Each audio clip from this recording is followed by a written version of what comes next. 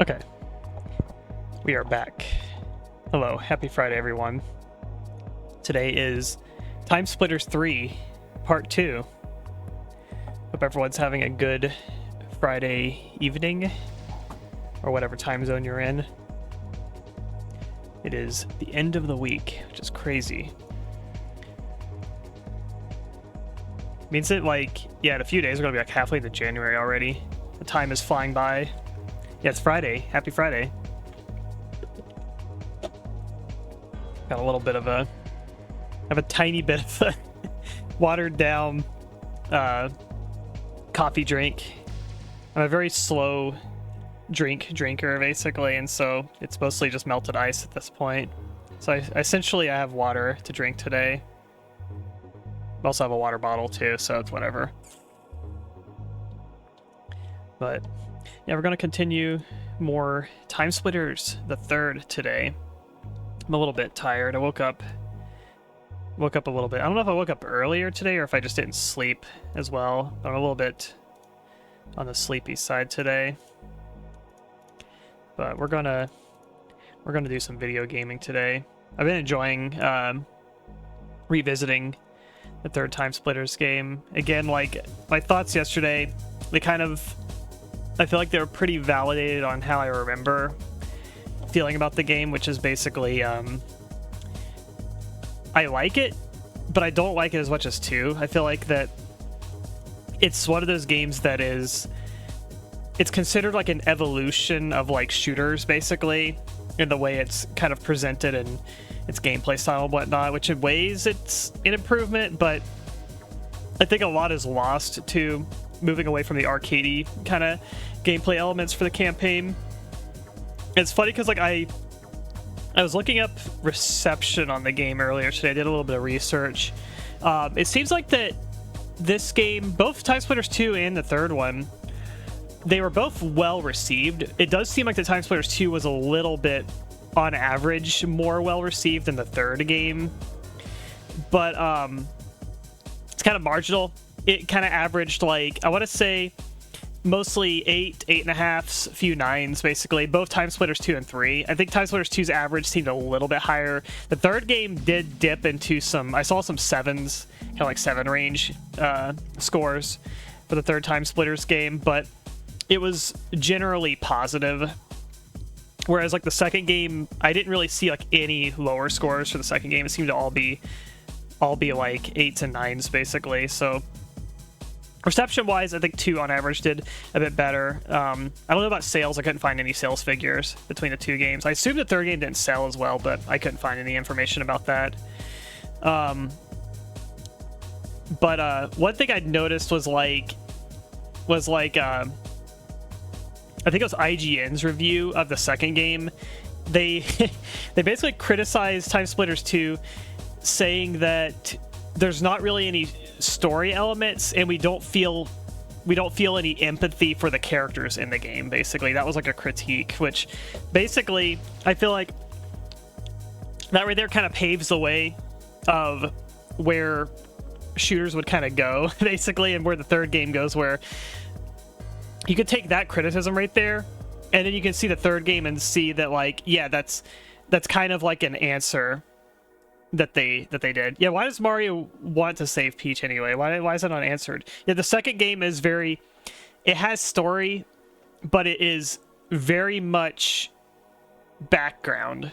You know, it's just kind of there. It's like Doom equivalent, where it's like Doom has a story. There's some text blots here, and like you could read the manual. It gives you the incentive of why the character is here and what they're doing, basically. But ultimately, it is in the back seat. It doesn't really like matter that much, basically. I don't know. I feel like I'm just not one of those people all the time, but there are people who play games and they feel like that I have to have a goal, or there needs to be some sort of story related motivation for me to be doing why I'm doing.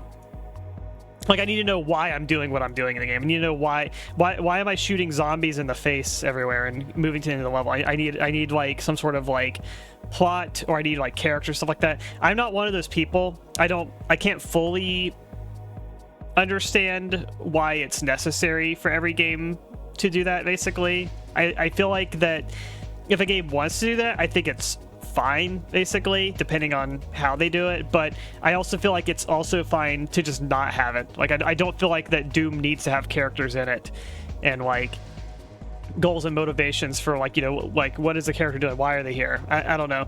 I think stuff like that, to me, it's fluff. I think it can add to a game, but it's not required to a game, basically. And on the same side, I feel like if overdone, it can also detract from the game and not add anything to it, basically. If a game gets, to me, if it's like too much plot centricness in a game that has a gameplay basis of being more like arcadey, basically, I feel like that, like plot elements like that can potentially detract and distract from, you know, the strengths of the game, basically. Especially if it's like stuff that's really intrusive to the gameplay, where it's stuff like interrupting the gameplay to give you story moments that you're unable to like skip, or like, you know, like sections where you have to, you know, sit around and wait for NPCs to talk and stuff like that. Like, I feel like in some games like that can basically distract from it.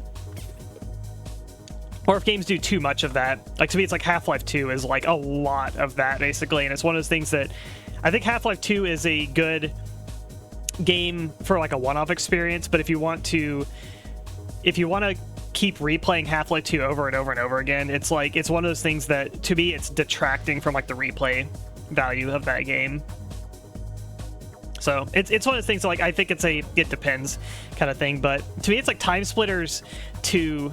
Like, I just can't criticize it. TimeSplitters 2. It's like, it doesn't have that much story. Like, sure, you don't have that much empathy for the few characters that are in the game, basically, because they're very brief and they're not really a focal point of the game, basically. But I think it's fine because its gameplay style is not a story game. It is very much an arcadey action game, basically. So it's like they aren't supposed to matter that much. Yeah, it's like, again, it depends on the game, but I feel like how TimeSplitters 2 does it, it's perfectly acceptable.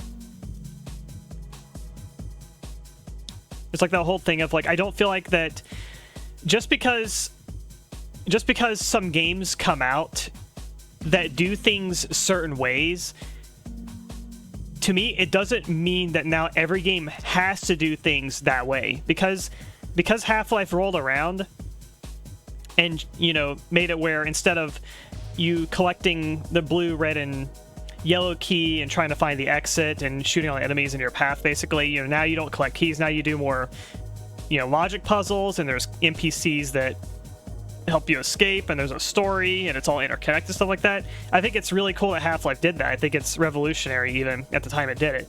Does it mean that every game needs to now do that? No, I don't think so. I think that having games like Half-Life is great. I also think that continuing to make games that are like Doom, Quake, and Blood is also great. It's like I am a huge advocate for gameplay diversity, basically, where you have multiple different types of games that come out that do things in different ways. That I don't agree with the notion that like, oh, the Doom style, yeah, that's like dated and antiquated. You can't do that anymore. We can't have games with like no plot in them and just gameplay. Like we have to have reasons now, and it's like I just don't agree with that. I feel like that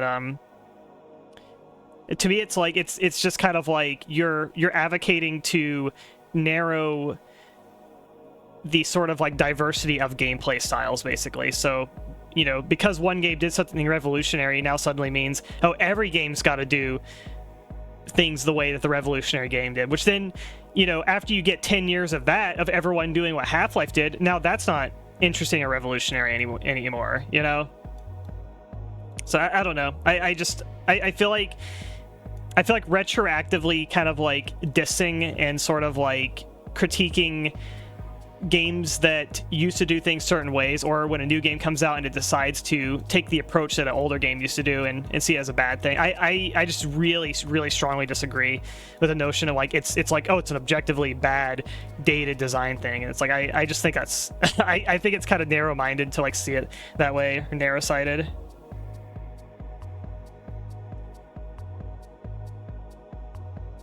Game priorities really changed because I feel the wrong people, wrong desires became overly prevalent. It's like they want to follow one game template instead of doing their own thing or something new. I think part of it is, yeah, they follow the template because a game does something revolutionary, and then they feel like, well, this game's now raised the bar, basically, where now people expect things to at least be on the level of this game to do things this way, basically. So now we gotta, now we're kind of following that trend, basically. And then by following the trend makes you, sort of derivative of the popular thing, basically, at that point. So it's kind of like, I don't know, it's kind of a difficult thing, I feel like, to discuss, and also from the perspective of the developers, it's difficult to tackle what exactly should you do, basically, because the thing is that it's kind of a damned if you do, damned if you don't, where if you do things in the style of an older game, you're going to get criticized for being dated. If you do something like, Halo came out and then you make a game that's like GoldenEye, and then you're going to be like, oh, well, this is antiquated and dated because it's like, this is like a 1997 game or whatever. This isn't like the Halo that's raised the bar. This is like the old GoldenEye game, so it's not as good. But then if you make your game like Halo, then you might get criticized. Well, Halo already did this first, so now you're just following the trend, basically. So you can like fall into those two like kind of pitfalls, basically, when it comes to criticism, basically. And what I feel like what the journalists back then also were, and this happened to a lot of genres, happened to like shooters, survival horror games, etc. Is that I think they're always looking for the next game to come out that's going to be the new trend setter, basically. So that's why like Half-Life and Halo, they're so big and revolutionaries, because they did something that like other games hadn't fully tackled yet, or tackled and executed as well as they did yet, basically. So when Half-Life came along, it's like, oh shit, it's a not switch hunting, key hunting shooter game anymore, and it has intertwined gameplay and story. This is amazing. So after Half-Life, to really win, you basically have to make a new trend. You have to make a new game that comes out that doesn't do what Doom, Quake, Blood, etc. did, but you also got to do something that Half-Life didn't do either, basically. And that is hard, basically, because at that point, you're coming up with completely new ideas that haven't been done before, and that's what people, like the journalists, that's the games that they're actually like really looking for, basically. I guess that's the point I'm trying to get to, is that it's like to actually like quote unquote win, you have to be the trendsetter, and that is like the hardest thing to do, basically, is to do what hasn't been done before and do it well, basically. And that's usually, the games that end up, going down history and being like really, really well remembered, basically, are those types of games, basically. And they're most games are not that, basically. So it's kind of it's a high bar that people ask for, basically. But at the same time, if to me, in my opinion, if your game does something that just executes an older idea and does it very well, it's like, in my opinion, that's still perfectly fine, and even to me preferable than just following whatever like the current trend is at the time.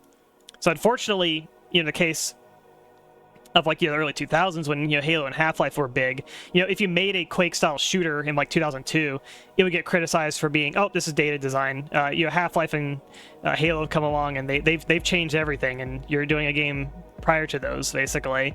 And then games like that, at the time might get criticized for that, but then down the road, then become kind of a cult classic tier, where it's like, oh, actually this game executed a specific format and did it very, very well. But in the context of the times this game came out, I can also understand the quote-unquote dated criticism to a degree, because of the relevancy of them and how game journalists and gamers at the time, basically, they've just experienced around 10 years of like Doom and Quake like games, basically. And so I'm probably exaggerating those years. It's more like 5 years. Like Doom and Quake really weren't out that long before like Half-Life and Halo came out, but you know what I mean. It's like there's still like a high volume of like Doom clones and stuff like that. So it's kind of like recency bias, maybe, is that the term I'm thinking of, where it's like, you know, we recently just moved away from Quake style games, and then another game comes out and then goes back to doing a Quake style game. So it's like, I guess recency bias. I don't know if I'm using that term correctly, but basically I can also understand, because it's like there's a high volume of those games, and again, like, you just moved out of it. It's kind of like right now, like, or not even right now, because I feel like military shooters are kind of a thing in the past. Like, we still got Call of Duties and stuff, but even Call of Duty is not, it's like barely a military shooter at this point. But it's kind of like you know, something like Spec Ops: The Line, basically, where, or Binary Domain, where there's a high concentration of cover shooter, military shooter, blah blah blah blah blah, Call of Duty, Battlefield.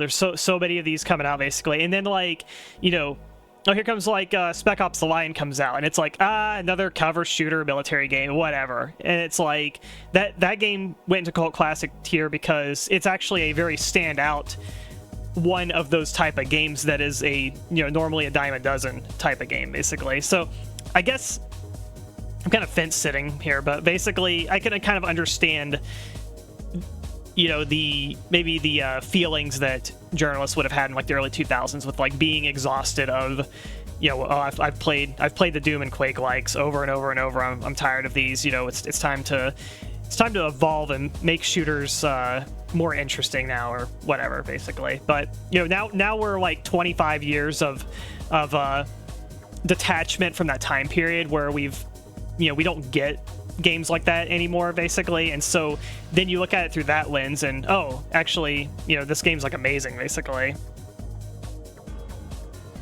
And again, like, same with survival horrors too. It's like the same thing with like Resident Evil series, where I'm pretty sure the Resident Evil 1 remake, I think that game financially kind of flopped, basically, even though like the RE1 remake is like incredible. But when it came out, I think it was the same deal where the journalists are like, yeah, I've played Resident Evil 2, and Resident Evil 3, and Code Veronica, and we got all the clones, we got the Silent Hill games.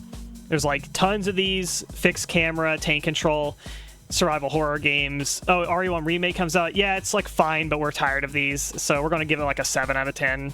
And then like RE4 comes out, and it's like, oh, here's a, you know, survival horror game, if you want to call it that, where it's over the shoulder and you get the free aim wherever you want, and there's locational damage, and enemies are reactive and more dynamic and whatnot. And oh, RE4 is like, this is amazing. Yeah, this is what we want out of the series. We're tired of you know, playing kind of the same game with a different coat of paint over and over and over. So it's like, you know, now you look back 20 years ago and it's like, wow, how are they so harsh on the RE1 remake? And it's like, I think it's that like fatigue and oversaturation of that genre at the time that sort of is, it's biasing their review to feel more negative about it because of the fatigue of the genre that they're kind of occurring at the time, that they're kind of dealing with at the time. And then, yeah, when you like look at it in a vacuum 20 years later, where, you know, we're not fatigued of survival horror games because we don't get those in like the AAA market anymore, basically. Then you look at it and it's like, wow, the RE1 remake is like incredible.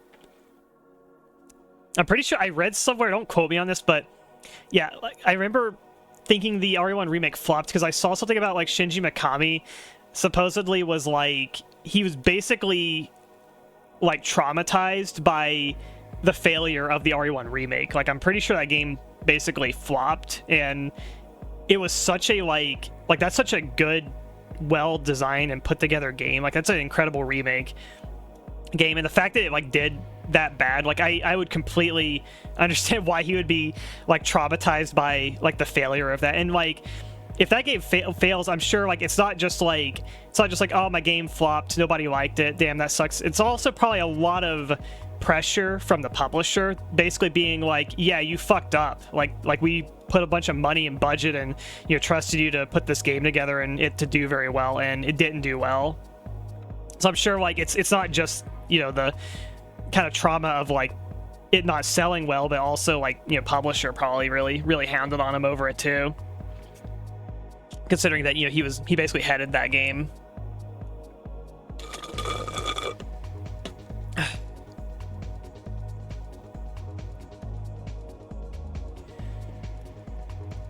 But I'm glad that like the RE1 remake, like now it kind of hailed as like it's basically hailed as like the best remake game. It's kind of bittersweet feelings to like kind of situations like that where basically you like to think that time kind of like helps those kind of situations where it's like, you know, someone makes something that's actually fantastic, but at the time it came out, like nobody turned their head basically, and it's kind of like, oh, it just flops, nobody really cared for it, it's whatever, doesn't sell well, publisher's probably upset about it, etc. And in the moment, you know, it probably feels really, really terrible. And then you think like, okay, well, you know, 10, 20 years go by, oh, everyone loves that game now, it's amazing. But I feel like from the perspective of like a creator, I feel like I would have a lot of resentment still, like over the years, where people come around to it, but I don't know, I feel like it just really hurt just knowing that like, yeah, I was right, you know. like my game was good, it did terrible, everyone loves it now, but it doesn't really matter because at the time it came out, it flopped, and I still had to deal with the repercussions of it. It's like kind of like that, you know, like John Carpenter's A Thing, where it's like that movie bombed super hard in theaters, everyone seemed to hate it, you know, got like nominated for a Razzie Award, it made John Carpenter like very, very like cynical and like bitter kind of toward like the film industry basically. And now it's like, you know, 20 years later, it's like, well, John Carpenter's Thing, people love this movie, it did really well in the VHS market, it's a cult classic and stuff like that, but I can't help but feel, but it's like even getting that nice kind of like, you know, kind of vindication years and years later that like, you know, the thing you did actually was great and just was kind of shunned at the time, people come around to it, but there's still like that, like, you know, like, I don't know, to me I would have like a resentful kind of feeling that like I did what I did as best as I could, and it was just kind of like, you know, I was basically punished for it, basically. You did extremely well and you're punished for it. I don't know, stuff like that just kind of bothers me, basically, but it is what it is. Let's play some TimeSplitters 3. Ugh.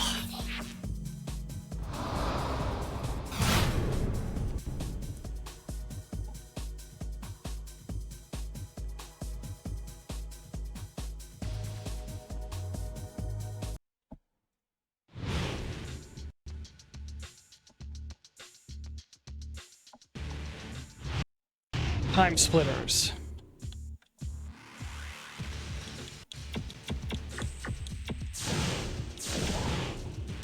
It's like, I don't know, to me it's kind of depressing when it's like, what's the mistake that you made? The mistake was that you were too far ahead of your time. Basically, that was your mistake.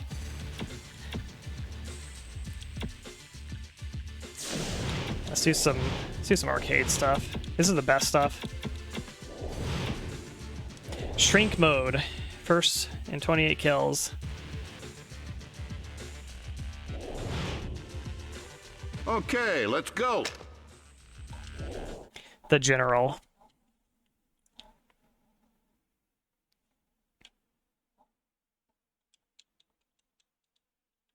We tried curling a monkey. The hell's that even mean?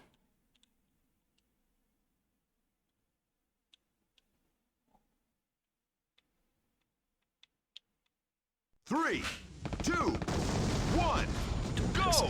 This looks a lot like the Red Faction 2 pistols.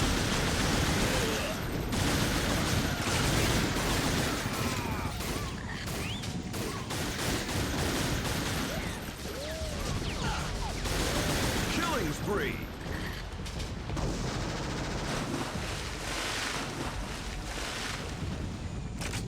Oh yeah, give me the flare gun. This is like a freaking Warzone map. We're in Apocalypse Now. This is about, okay, so I think when you're lower on the scoreboard, you shrink more.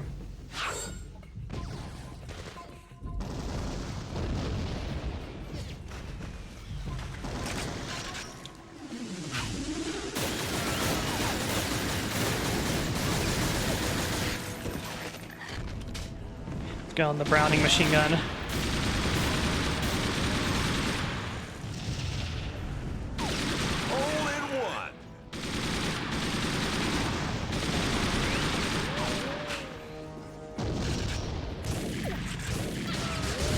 hard to hit them. That's gotta hurt.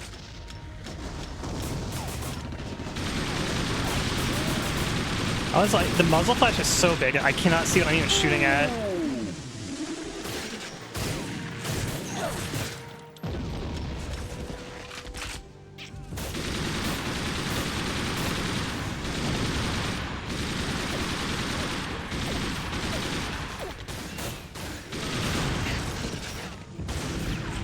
Lobotomy. So notice the carry handle kind of like flops when you shoot this.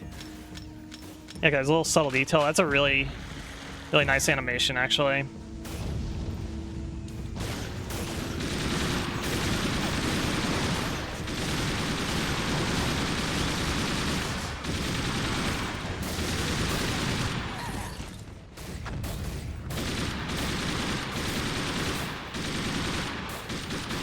I think yeah, it shoots above the iron sight. Okay, that's a little weird. I think I'm wasting time actually being on the machine gun. Killing frenzy. Nice water effect.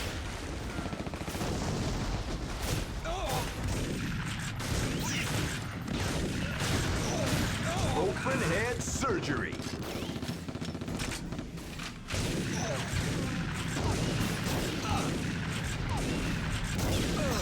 Headshot.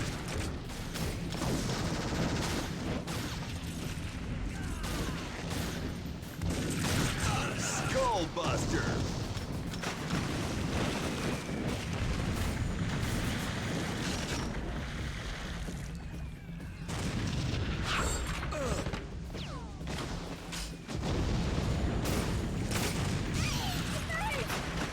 Can't tell if this game still has the like lingering damage from explosives. Like when you shoot an explosive in like TimeSplitters 1 and 2, the damage box like kind of stays for a few frames. Oh, I got silver. What was the I was 20. I thought it was 18 kills. Yeah, I think I messed around on the machine gun too long.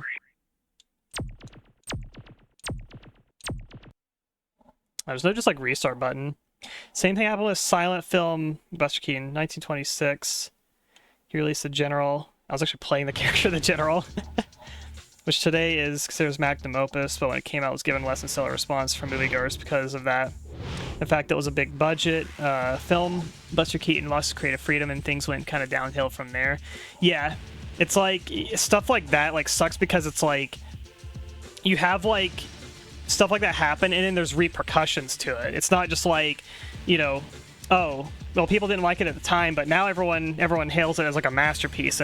But it's like there's still the consequences of it where like they, you know, something happens to them as a result of like the failure, basically. Like one thing I also recently read was Drakengard 1 soundtrack. So I'm a Drakengard 1 soundtrack defender. I'm gonna admit it. I think that's a fucking incredible soundtrack, even though it's very abrasive at times and weird, basically. I think it's a very interesting experimental soundtrack where, and the composer has done other like soundtracks too. Like he did like the Ghost in the Shell like PS2 soundtrack and whatnot. Like he's I feel like he's great. But supposedly the soundtrack basically was kind of mocked for a long time on 2chan, where they kept like making threads like kind of making fun of this Drakengard soundtrack like over and over and over again, to the point where like it became like a meme. And whenever they were making Drakengard 2, like they basically noticed how much people were like, you know, making fun of the soundtrack, to the point where the composer that worked on it was moved off of like soundtrack duty. That's like, okay, we're not gonna have him do the soundtrack. He'll just be the sound engineer for like the audio design, but he doesn't get to do the soundtrack now, basically. And it's like, I feel like it's still a divisive soundtrack now, but like I personally feel like it's kind of amazing, basically. And the fact that he basically got punished and like taken off the soundtrack to me is like very sad.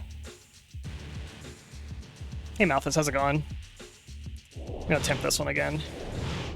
Okay.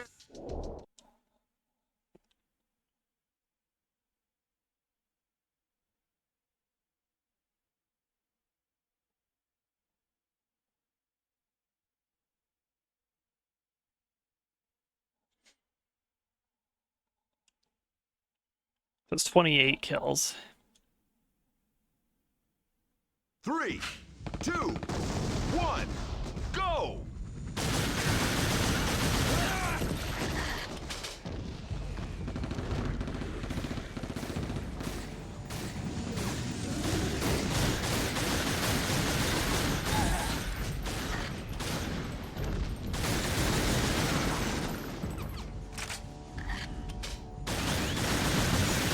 Killing spree!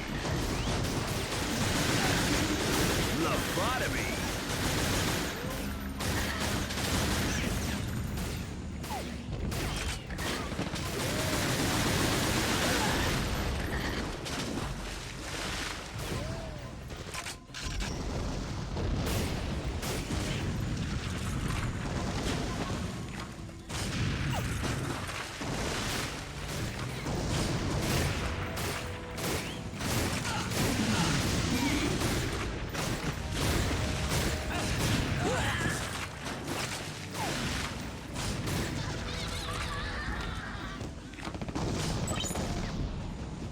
I love that the shrinking like ups the pitch of their voices too.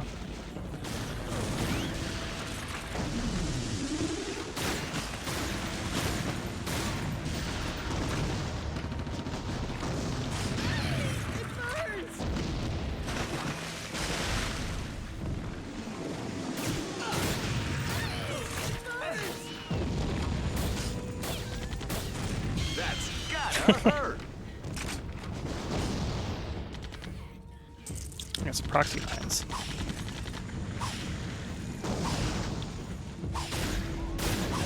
Now throw these with the expectation that someone will eventually walk into them. Killing frenzy!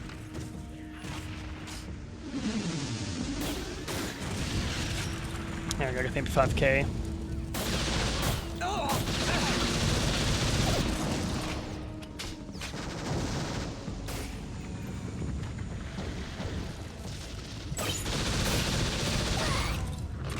The models are so tiny, it's hard to hit them.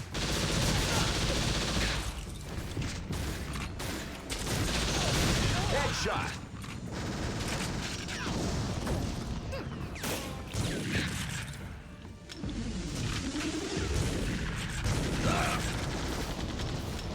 See 4 more kills. Should be doable.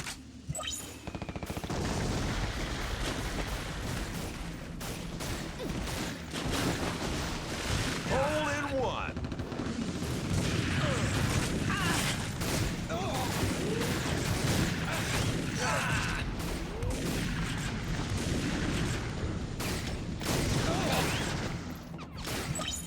Ooh.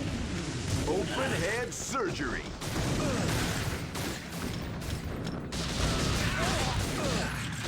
Killing frenzy! Headshot!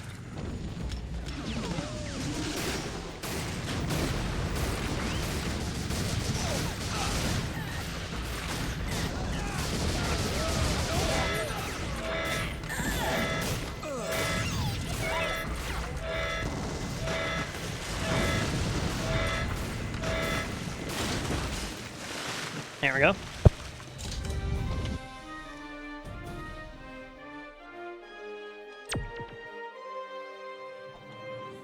Just getting 4 over gold, gets you platinum. The threshold for plat on some of these is like really kind of easy to acquire. Usually like in TimeSplitters 2, platinums will require you to do like at least like a 25 or like 33% increase over the gold rating. Yes. Damn cold out here. This is the snowman one. 37 points in 3 minutes. Burn, baby, burn! Her name is Crispin.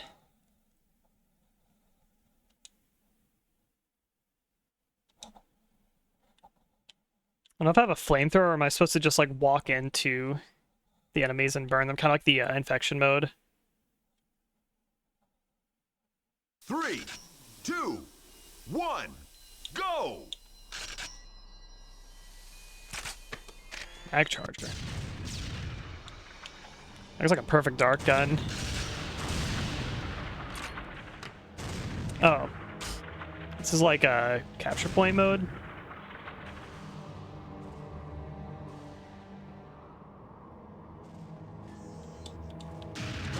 Alright, we got zombie driving the car.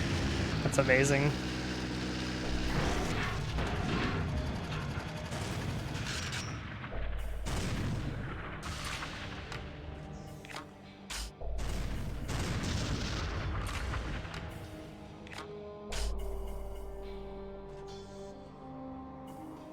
I see. So there's a timer at the top, and whenever that meter ends, then however many points you have captured basically is what goes to the score, basically. That's an interesting way of doing it.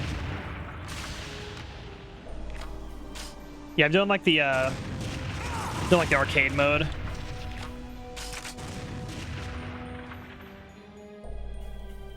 So I think the score we need to get is 37.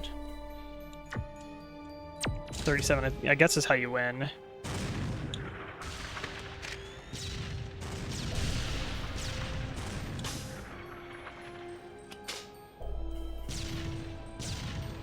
Hole in one. Killing spree.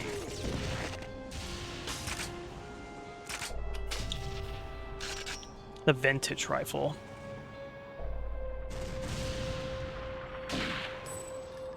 Execution. That's gotta hurt. We got all the points.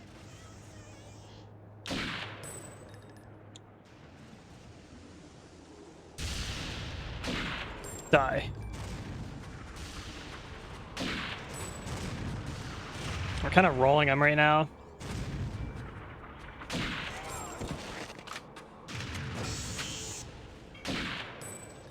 Hole in one. Execution.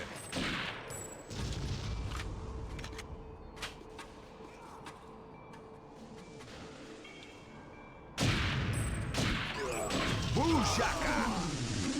Like if you're not scoped in, like the sniper just does less damage. Alright. Just kind of rolled that one.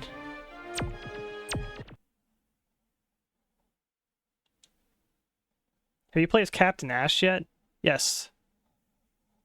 There's like 2 missions that made you play him.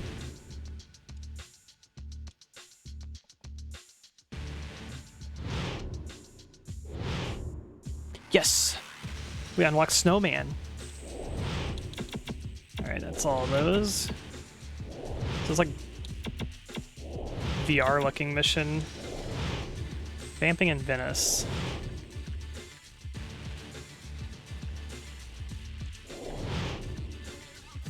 It's the guy from TimeSplitters too. In France, we don't stop until the fat lady means.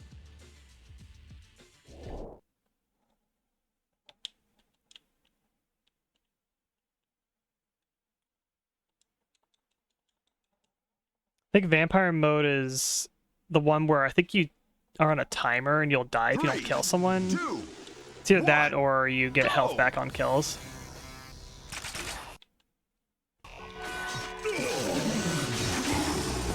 Yeah, it's the timer one. I had a feeling it would be the harpoon gun also. skewered. Wasted. What's the score limit? Okay, get first and 230. Okay. Lobotomy. Beheaded. Killing spree.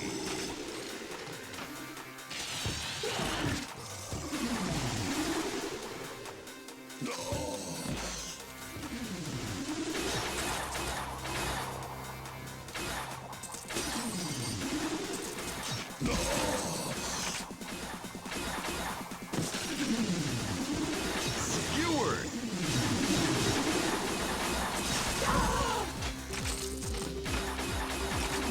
Killing spree.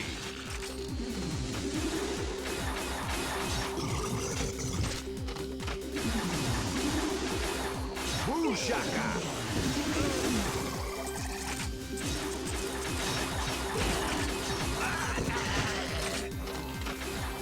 Killing spree. Let's still use game mode. Like the 90s trance music.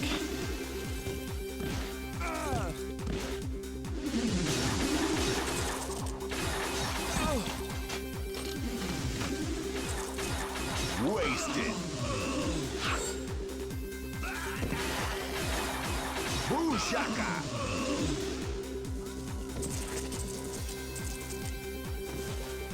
Skewered. There's only 2 enemies left.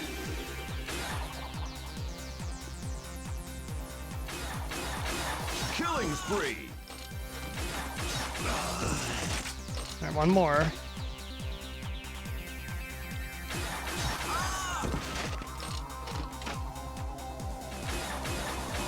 That's Yes. gotta hurt. Gold. And see, that time I got... Time was, what is it? Yeah, 230. So I did it like 212, but it was still only gold. So you never know like how much you actually got to do to get platinum. 150 playable characters. I think that's the same number as in TimeSplitters too. Yes! I won!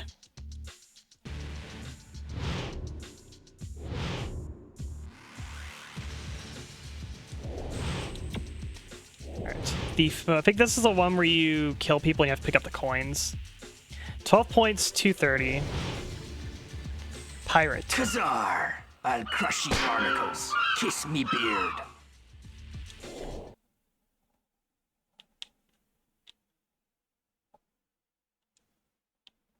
Played 26.8% of the game.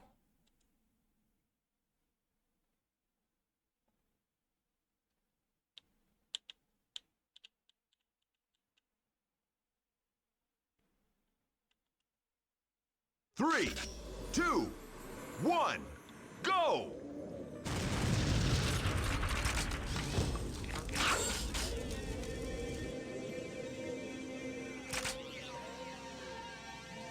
Timer is 2:30.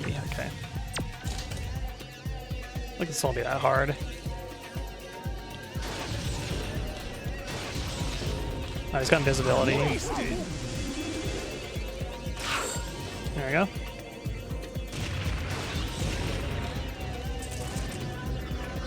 Chip aside.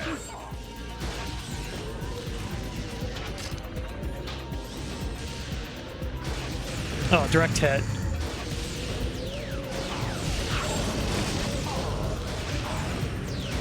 Boo shaka.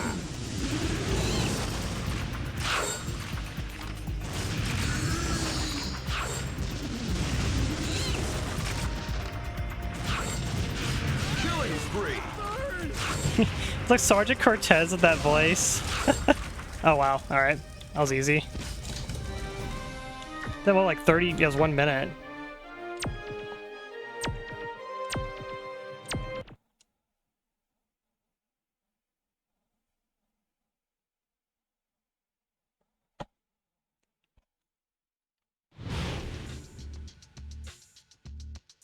The same mode in TimeSplitters 2 is way harder, I remember, because the map it was on. I think it was like a...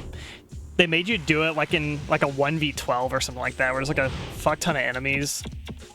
And they're all like stacked against you. Alright, assault mode. These could be challenging, the assault ones. Need 4 minutes for gold. By your command.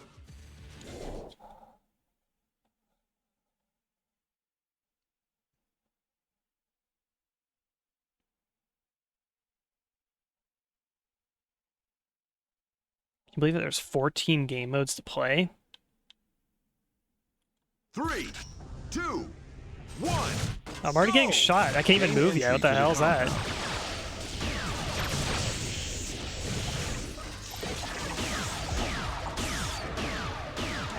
I think it's dead already.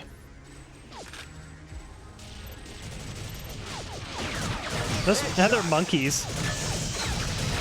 Shipicide. Killing spree. Lobotomy. That's already dead, yeah.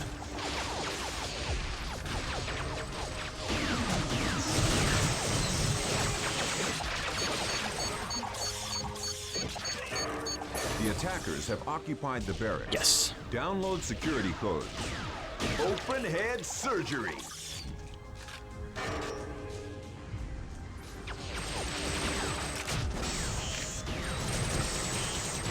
Shipicide. Skullbuster.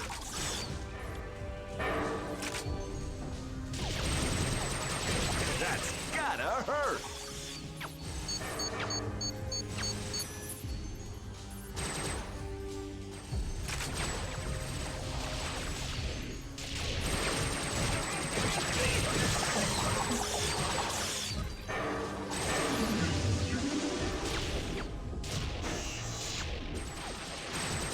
Lobotomy.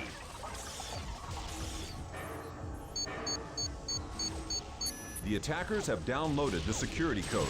Upload virus to system core.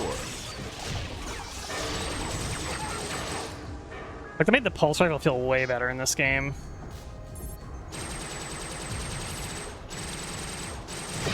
Upload virus to system core.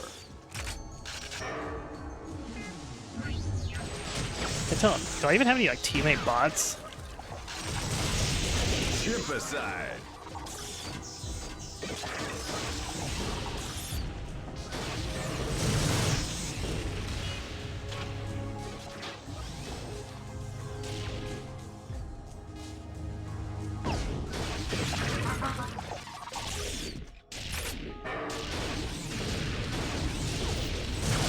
Killing spree.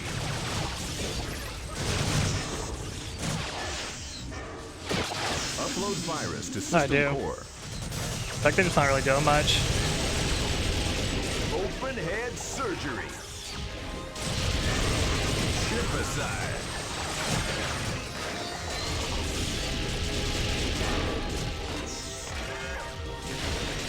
Killing spree.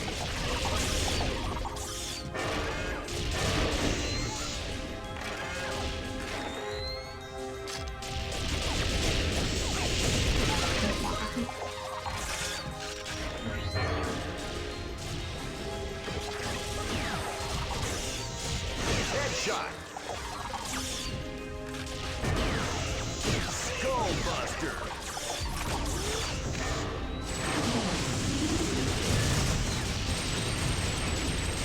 Open head surgery.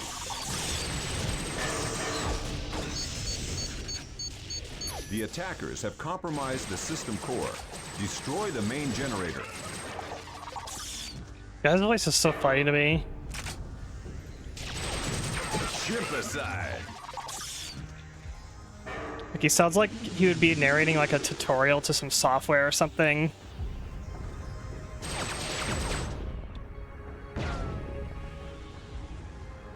It's not the protag guy, no. I don't think so, at least. I'm just going to... I think I'm in a circle. I'm not sure where I'm going. Just for the main generator. That's blocked out. Is it just this here? Oh, yeah, I didn't see this, like, icon. The attackers have destroyed the main generator. Destroy the inner core.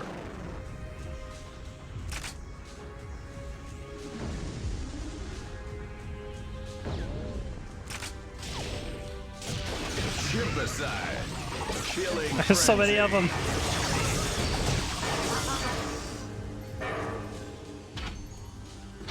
How do I get in there?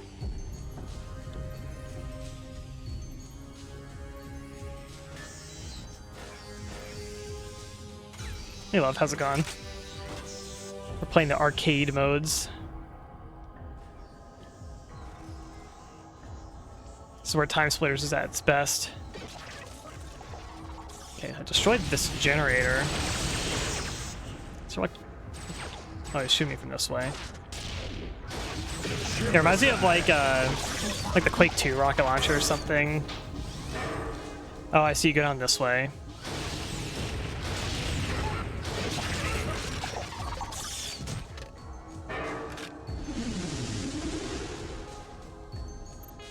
This gun really makes me think of like Red Faction 2, like the sniper rifle, especially if this like the scope interface. Lobotomy. There's a pistol in this also. Makes me think Red Faction 2. Shimpicide. Wait. Destroy the inner core. Yeah, really big sniper rifle. I'm not gonna redo this one because it's like, yeah, I'm not even at silver score anymore.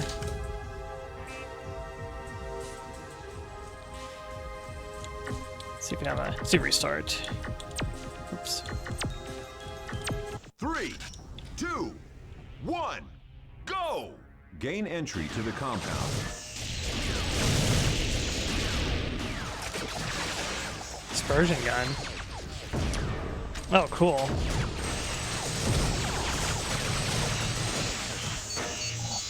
Dispersion pistol from Unreal. The attackers have occupied the barracks. Download security codes. Wait. Download security codes. Lobotomy.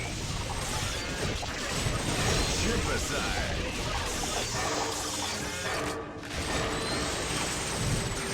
Killing spree.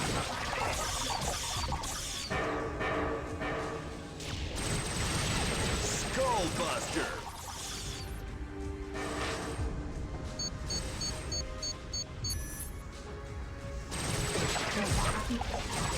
That's gotta hurt. Off the clang sound when they hit the ground. Open head surgery. The attackers have downloaded the security codes. Upload virus to system core.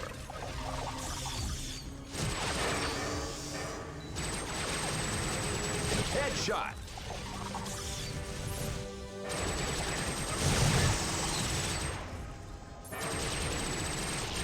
Killing frenzy.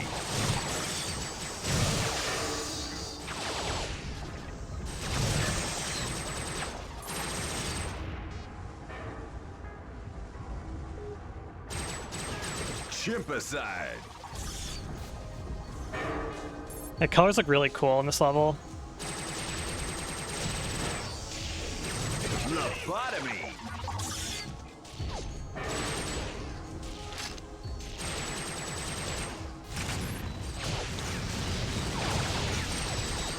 Open head surgery.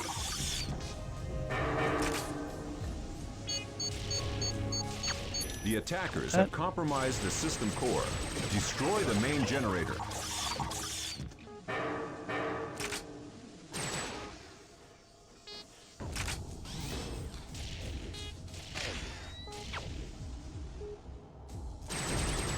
Skullbuster. The attackers have destroyed the main generator. Destroy the inner core. Show this up here.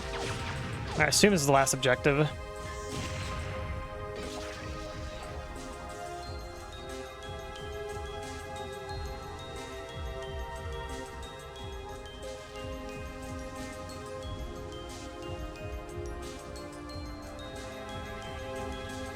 I just noticed there's like an arrow on the bottom. Headshot. Got a waypoint.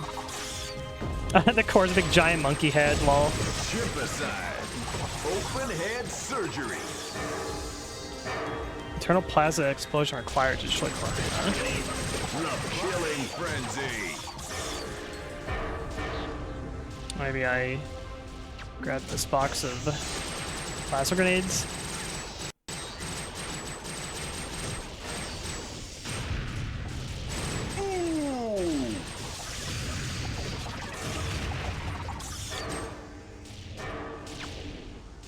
You throw it here.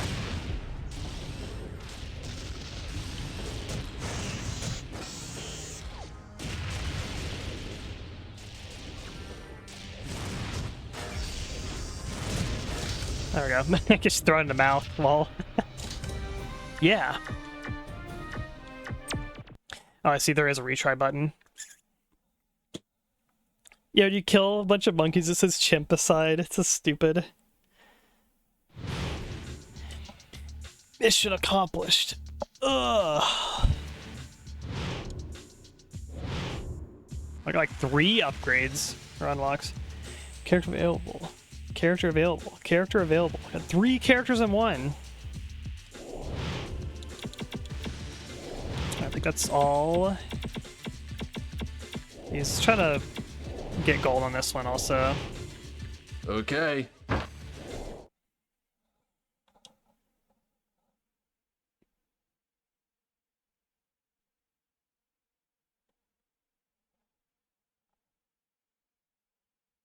Three, two, one, go! And this is the deer hunter mode.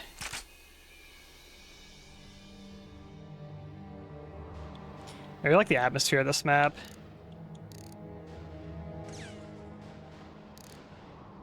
Oh, 3 of them. Lobotomy!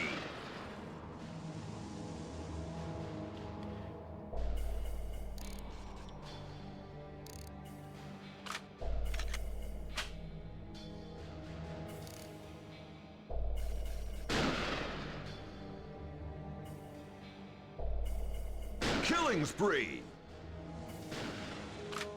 Yeah, it's a bunch of like deer enemies, deer hunter. Headshot! Execution!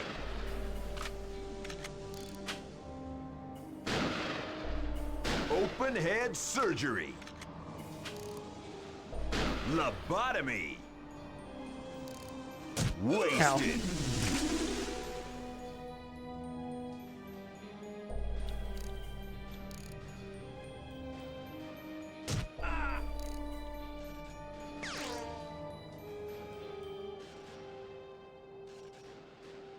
Execution! Skullbuster!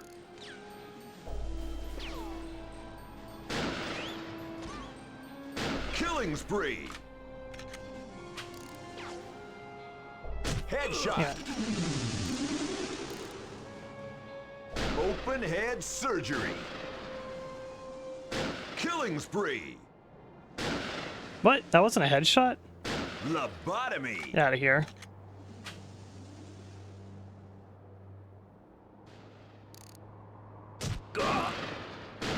I hate that they can like do their little like hop around like animation while they're like shooting back at you with sniper rifles. Skullbuster!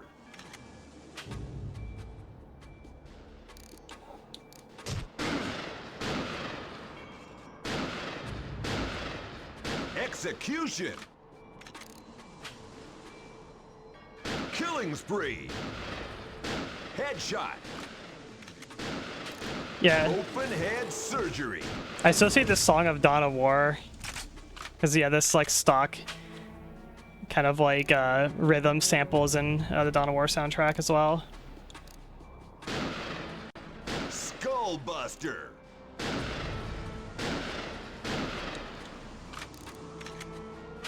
Execution!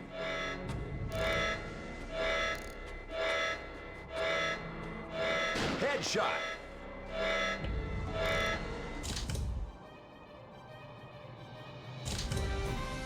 They did a little better. This is a hard one. 3, 2, 1, go! So you get like 35 kills in 3 minutes.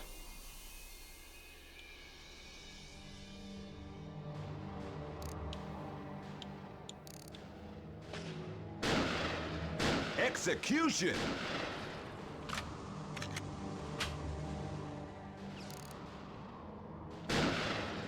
Killing spree! Lobotomy! Open head surgery! Headshot!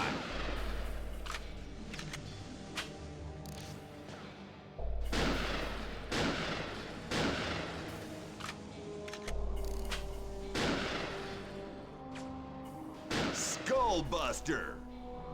Execution!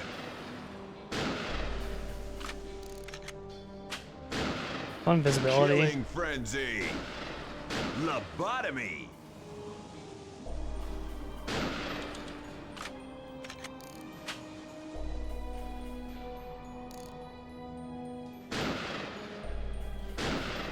Headshot. Open head surgery. We're doing a bit better this time. Skullbuster. Lobotomy.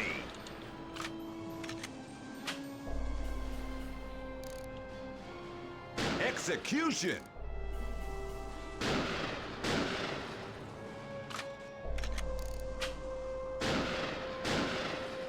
Headshot.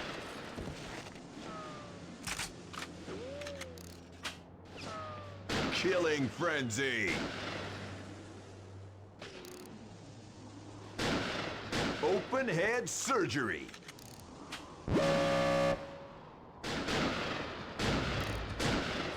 Yeah, the free aim feels a little smoother in this game than it does in TimeSplitters too. Skullbuster. Execution. It feels really nice to do shots like that. Lobotomy. Headshot. Open head surgery.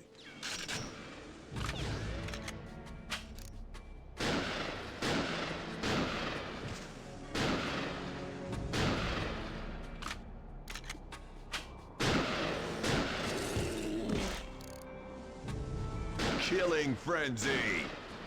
Yeah, I think the big thing of this map is getting to like a really good vantage point. Lobotomy. Headshot. Skullbuster. Here you can kind of like spawn camp them basically. There we go. Got the platinum.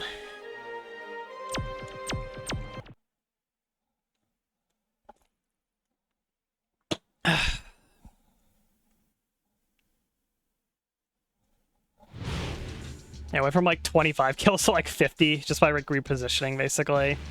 Find a better spot to snipe from. Got the scientist unlock. Alright, cool. All the amateurs are all gold and platinum now.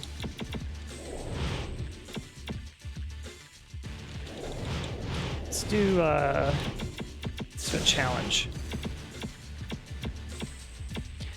Let's do the classic behead the undead, the zombie one. Brain drain. Here's the classic shooting the zombie heads off. 25,000 points. Time to... Let's go.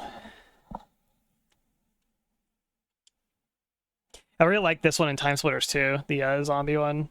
The one in TimeSplitters one was kind of fun, but it was kind of goofy too. 2, 1, go!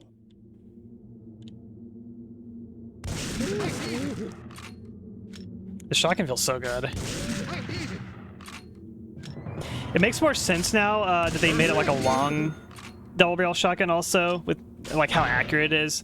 The sawed-off has always been the most accurate shotgun in the TimeSplitters series, but it was like a sawed-off shotgun in the first 2 games.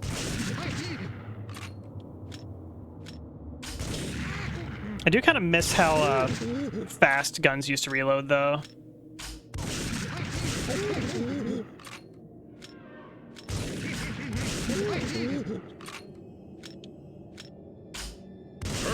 Yeah, this is literally in TimeSplitters 1. This is like the same like room essentially.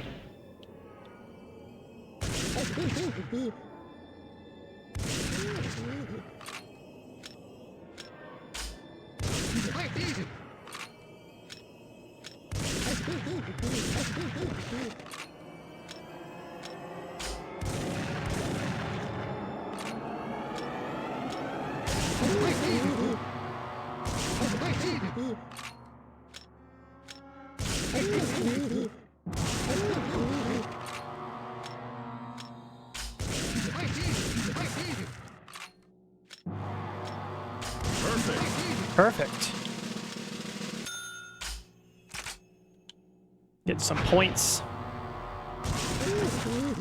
Oh, we're already at bronze. That was easy.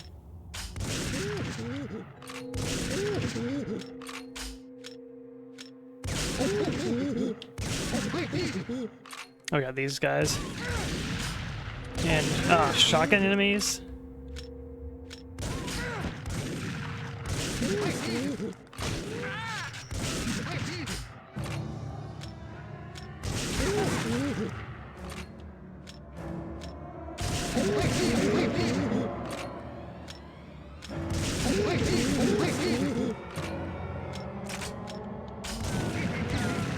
Also, I'm playing Elden Ring Night Rain a bit off stream. The more I play that game, the more I like it. Also, I feel like it is one of those games that, like, at first it's kind of like I don't fully get it basically, and after you play a bit of it, like, it starts to click basically.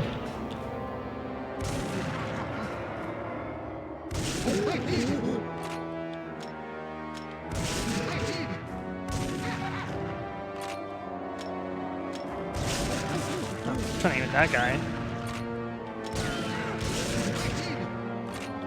I hate they have shotgun zombies in this.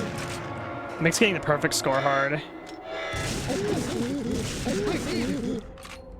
They made the countdown noise way less, like, intrusive also. Like this sound. It is way less harsh than the Pleasant TimeSplitters 1 and 2.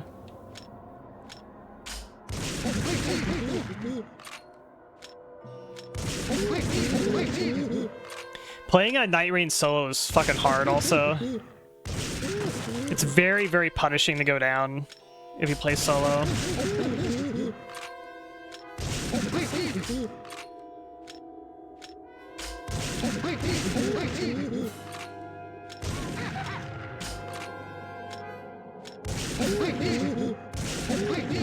Because when you play multiplayer, if you go down, your teammates can they can get you back up. But in solo, when you go down, it's just you're just dead. The punishment for dying is you lose a level basically.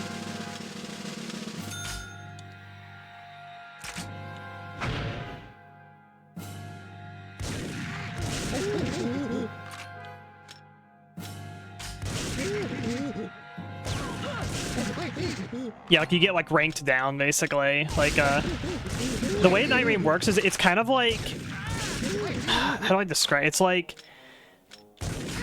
you're playing, it's like arcadey. It's like instanced like arenas where you go into a map and you basically go around the map and you go to points of interest, you kill enemies, kill bosses, and you get upgrades. It's very like, it feels like a roguelike basically. It has this kind of like roguelike or roguelite kind of feel to it. And you try to go through the level. You're on a timer basically because, you know, Fortnite Circle comes in that limits like how you can trek the map and whatnot. Eventually it condenses you down to a spot where you then fight a boss. And then it resets the map once you beat that boss and lets you like kind of go around again to do more points of interest and leveling up and stuff. And then the second time you go to the middle of the circle, then you beat that boss, and then you get some upgrades you can like buy shit with, and then you fight like the final boss of that run basically, which is usually like a super hard boss. And then if you beat that one, then you get like good rewards and do it over again basically. You go and you select different bosses to fight, you unlock shit. It's like pretty interesting where it's like taking Elden Ring kind of turning into like a roguelike experience.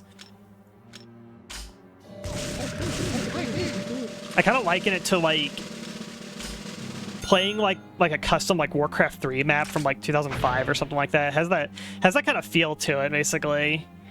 Like playing those like kind of like RPG maps that are in Warcraft 3. Where they're just, it's kind of hard and stacked against you, and you basically you're kind of like trying to race a difficulty timer where pressure keeps adding up against you basically, and you're trying to like stay leveled up and stay ahead of the curve basically. It's a pretty interesting game. That's definitely like, I wouldn't say it's,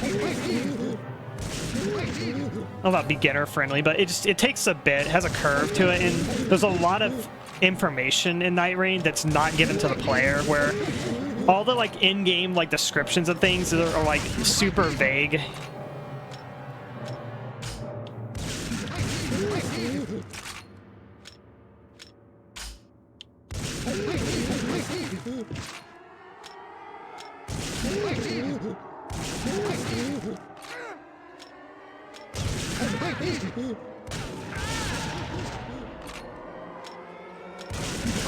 Alright, we're at silver already.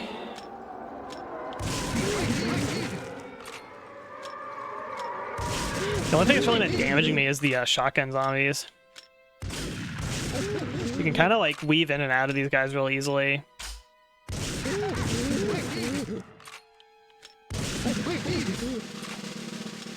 I like that you can animation cancel the shotgun.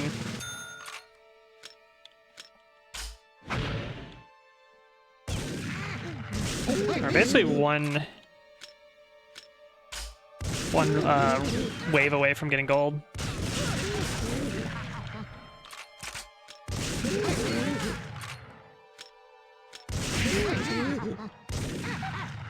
Oh shit.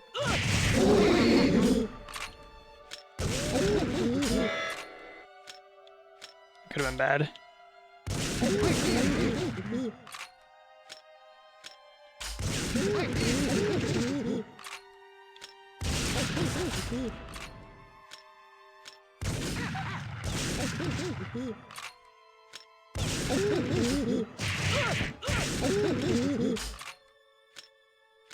I sort of one, the zombies were like super lethal.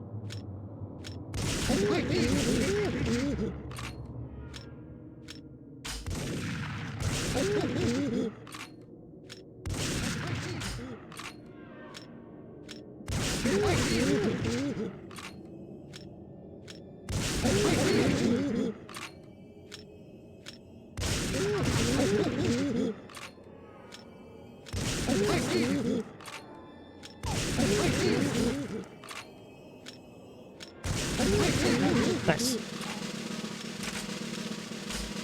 I wonder what the platinum threshold is.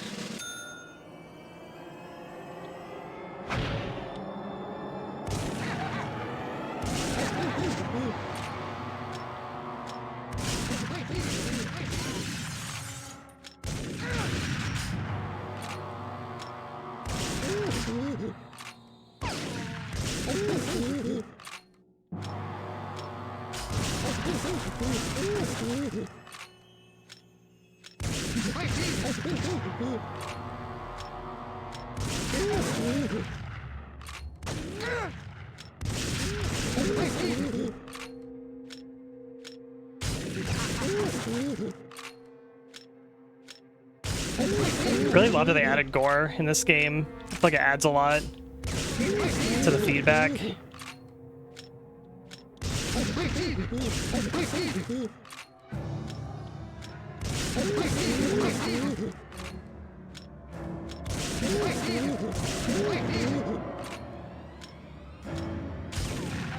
Like TimeSplitters 1 and 2 had no blood, like whatsoever in them. They were bloodless shooters.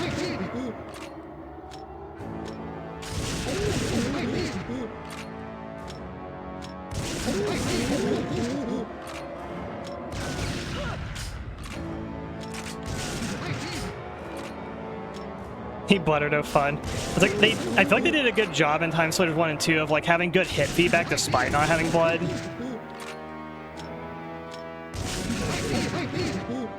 But I feel like adding blood just feels right.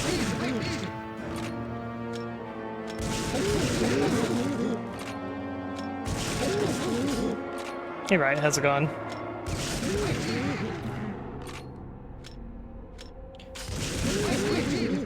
Playing TimeSplitters.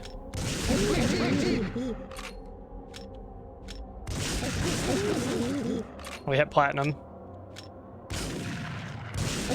So I feel like, besides the shotgun zombies, this one's a bit easier than both TimeSplitters 1 and 2's zombie modes. At least for the first one.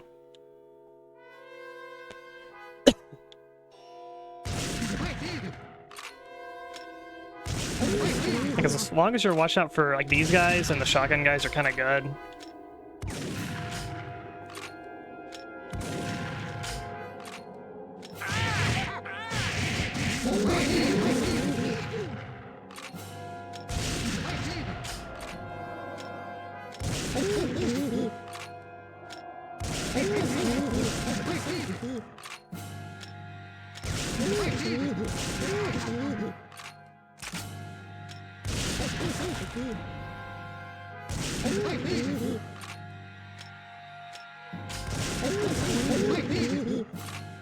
We're getting Duke Nukem Advance playthrough. I don't even know what Duke Nukem Advance is. Is it just a port of 3D for the Advance? The Game Boy Advance?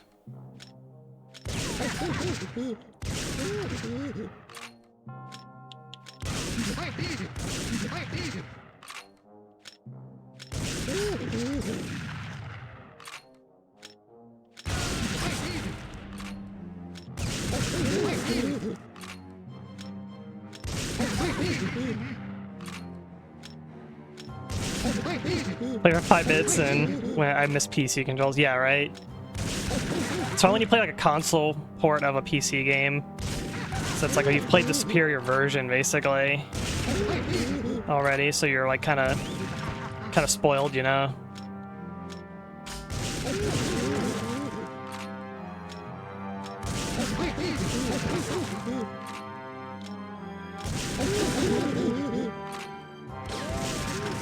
Nice try.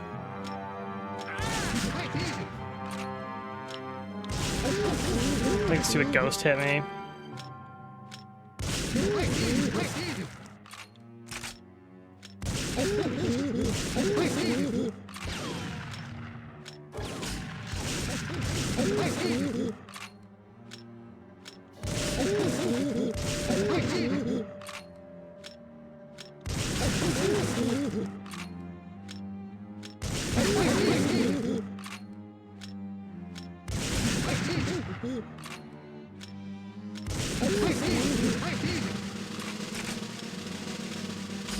Oh, bonus score.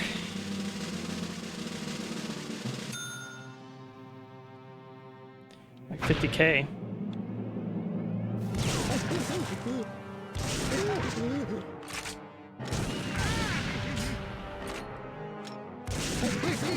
I'm probably gonna die to these freaking shotgun ones, if anything. I'm like well over the threshold.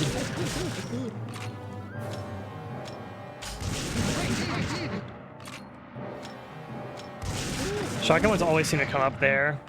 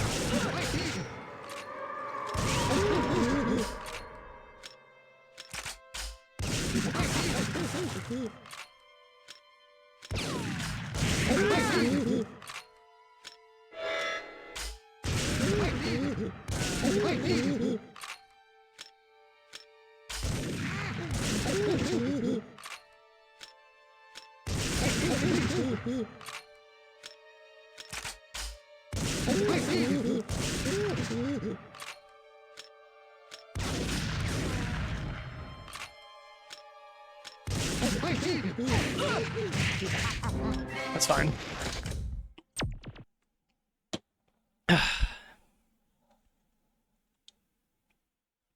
52K points.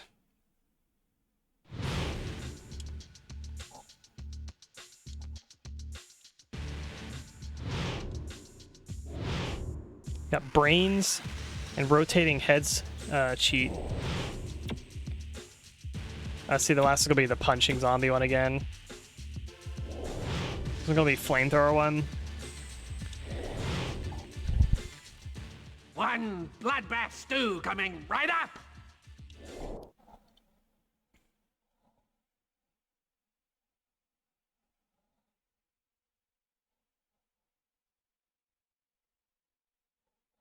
3, 2, Oh, 1. it's the Gibby gun. I remember Go. this.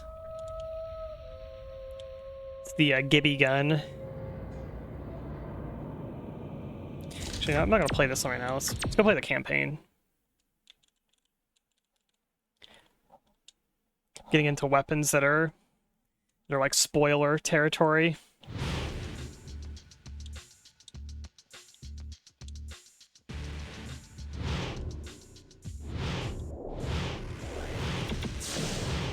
What does the text say? Play through the story missions in single player or cooperatively. I wonder if you play them in 2-player, if it's like the character in the if the character that follows you around is just like the player, like the co-op player instead. I wonder if that's how they do it. That'd actually be kind of cool. All right. Like all the missions too, like you can like look at them and they have like descriptions too, which I think is cool. I'm spoiling you on this game you've already spoiled yourself on. Yeah, you've played this game before. Ugh. If you play the challenges, get funky with the monkeys. Wow.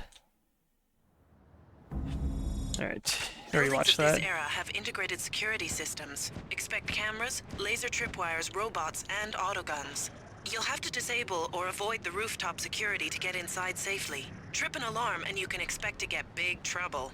Crowe's office is probably near the upper levels. Unfortunately, I can't be any more precise than that.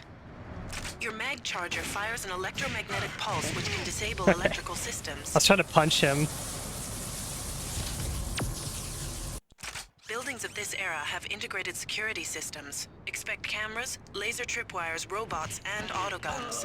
You'll have to disable or avoid the rooftop security to get inside safely. Trip an alarm and you can expect It's such to a get perfect big dart trouble. gun.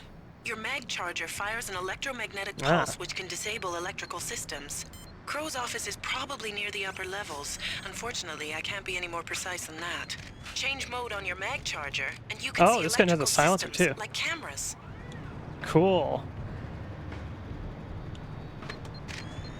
The autoguns won't activate unless the alarm is raised. Yeah, okay. Proceeding. It's kind of ready to be like the Deus Ex bots as well.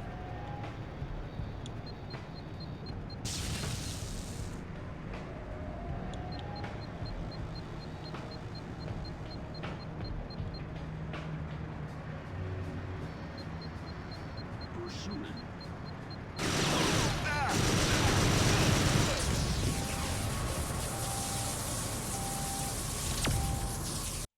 Buildings of this era have integrated security systems. Expect cameras, laser tripwires, robots, and autoguns. Your mag charger fires an electromagnetic pulse which can disable electrical systems.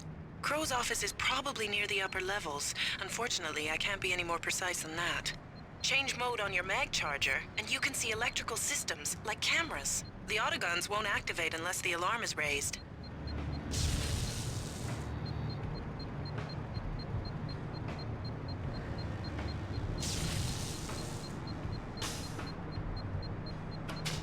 The games are gone more like, yeah, I feel like games are way more, yeah, bare bones on information.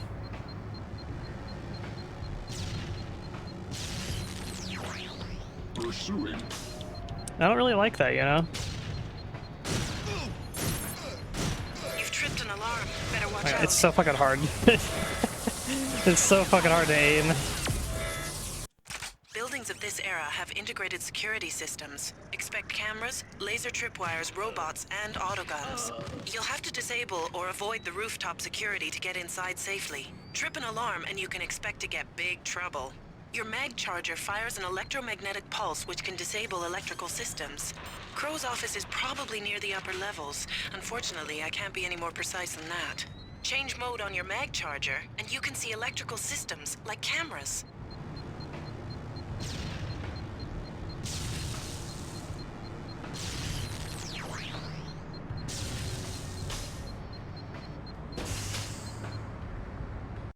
Seem to have lost a couple of camera feeds on level 127. Someone get down there and check it out.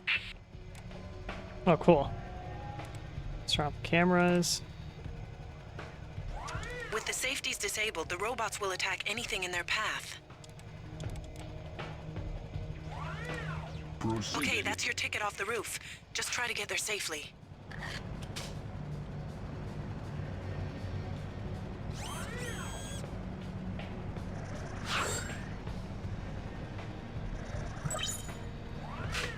Proceeding.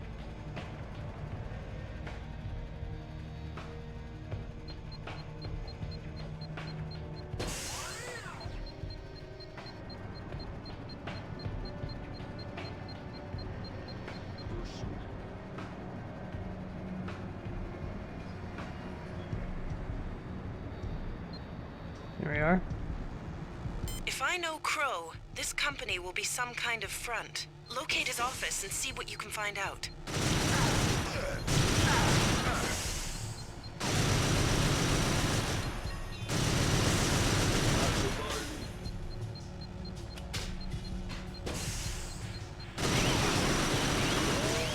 There goes the alarm! Someone's here! I was hoping that like shooting a laser would be like instant. Stop!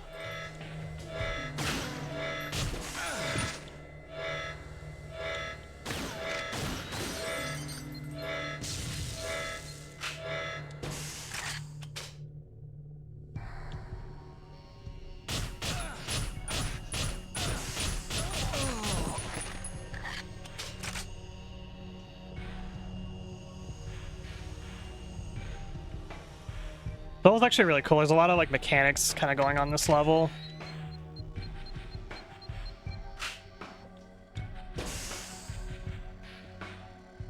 A laser grid. Doesn't look like there's a way past it.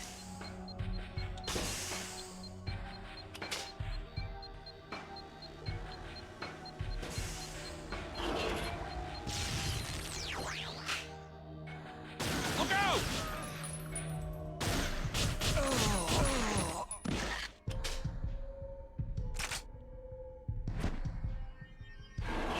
Cover me!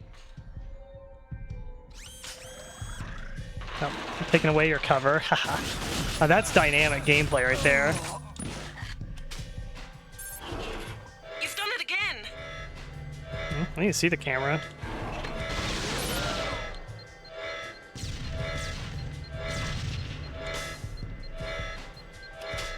Oh, it's up here.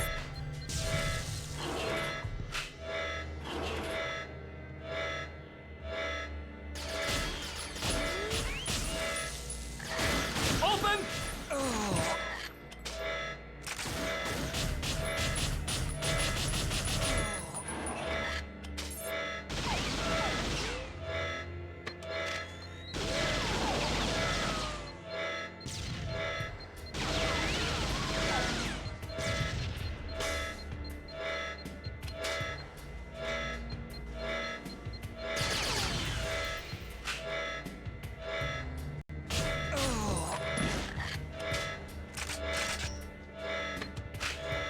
Oh, the reload sound for the pistol. Isn't it in Perfect Dark? I'm pretty sure. I've heard in Perfect Dark. Let's check out the ow. Oh, it actually hurt. That's cool. It's not just like a visual effect. The steam actually hurts.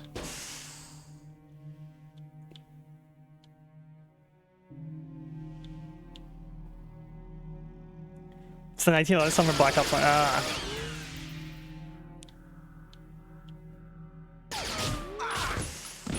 Possible intruder detected. Time grenades? This is extremely dangerous technology. These were bad. There's that woman again. Looks like she's a few floors below you. Oh my god, it's that woman. She's good.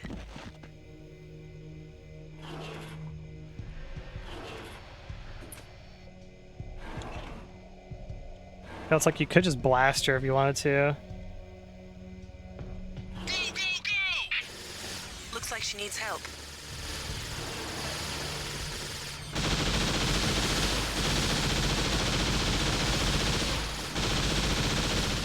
Move left!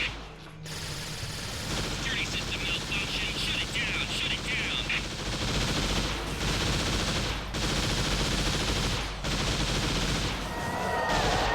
They're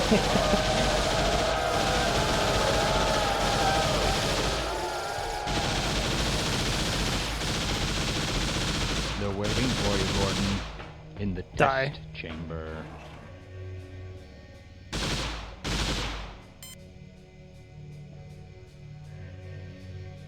She's disabled some of the security systems. That could make things easier for you. Squad 17. Squad 17. I got SMG. 17 respond. Hey, look at this thing. Security subsystems Oh, it's like the are offline throughout the building. I think that Squad Deus begin Ex screen Human search Evolution for rifle. That's cool. So far. All clear. Moving up one floor. No contact. Alright, what are the time grenades? What do you do?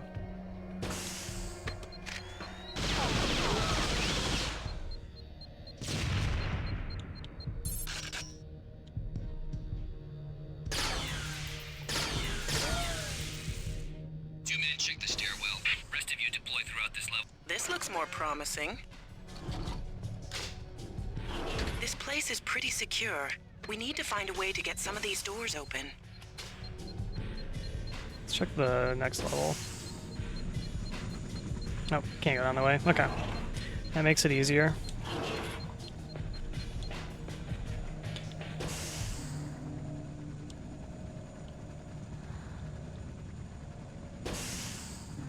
Pursuing.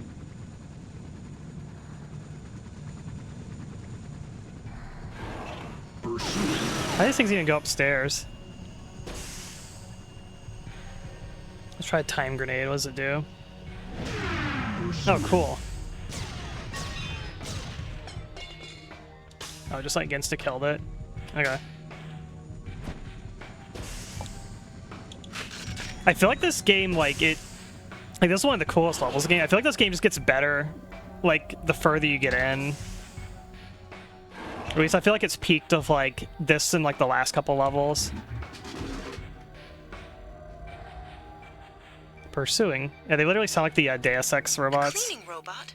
That must be able to open doors. Try activating it.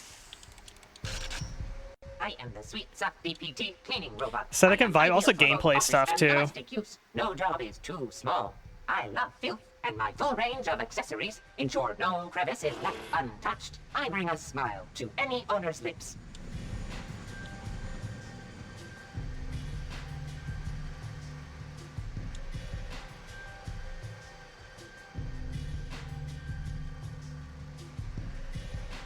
This cleaning robot.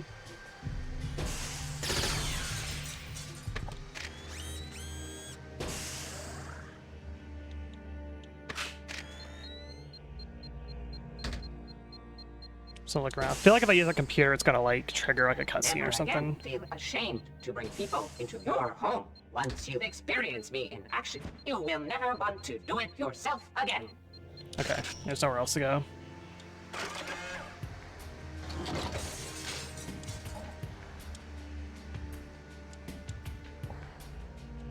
Just the aesthetic and vibe. Opening's way too chaotic and exhausting, tonally entertaining.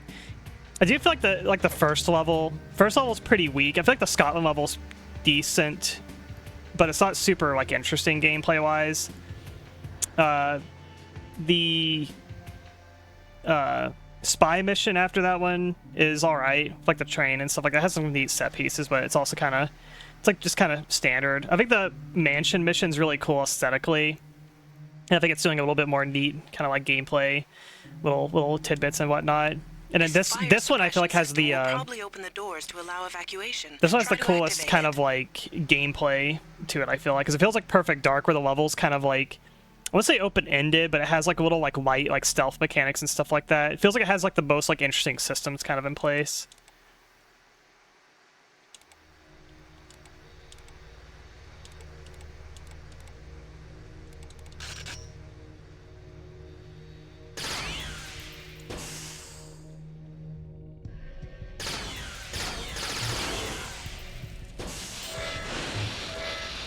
This fire alarm is not going to go unnoticed. Better get moving, Cortez. I am the sweet sock DPT cleaning robot. I am ideal for both office and domestic use. No job is too small. I love filth, and my full range of accessories ensure no crevice is left untouched. I bring a smile to any owner's lips. Never again feel ashamed to bring people into your... Oh, not another false alarm. Oh, we're gonna yeah, Duke Nukem forever. There it is. Looks like they've tracked you down. Go, go, go! Another game with the the ship flying by and shooting the windows out. Squad 5, move to support strike team.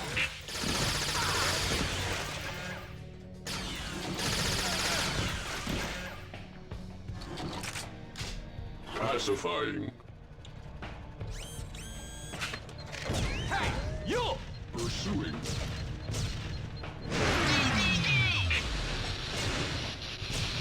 Okay, I got him.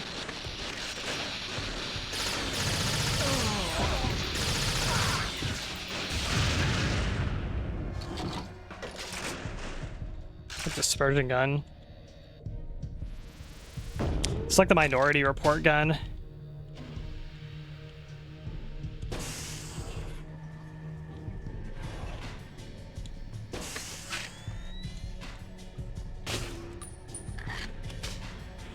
He's got animations.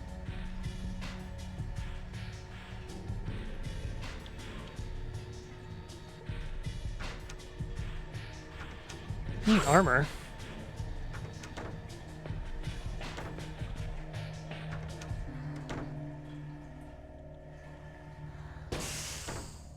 So I need to make a compilation of like every game that has like a skyscraper moment like this where the fucking dropship, the machine gun like flies up and shoots the windows out. I swear like I've played like at least like 4 games on stream, 5 games on stream that does that. Is this it? All that's left of my dreams? I was gonna be in a band. Gonna be famous. Rich. Instead I'm just another bum with a gun. Like this I bathroom. wonder where it all went wrong for him.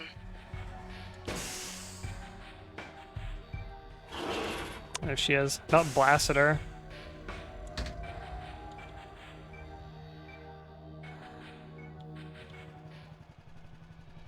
Hold it right there. Damn it. I know you've been following me. I love how the scope is Where on are the you at? silencer. I'm looking for Crow. That is very Escape from New York. Looks like we're here on similar business. Maybe we could help each other out. You think you can keep up? I've already saved your hide once. Just don't get in my way. There's a senior executive's office down here. I need to access his terminal. There they are!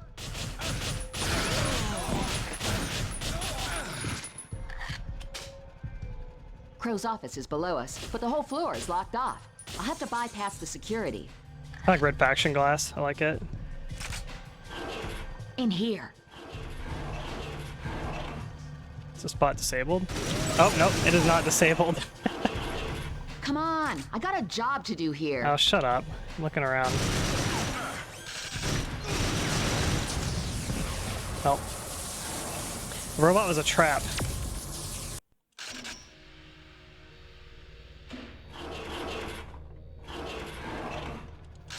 There's a senior executive's office down here. I need to access his terminal.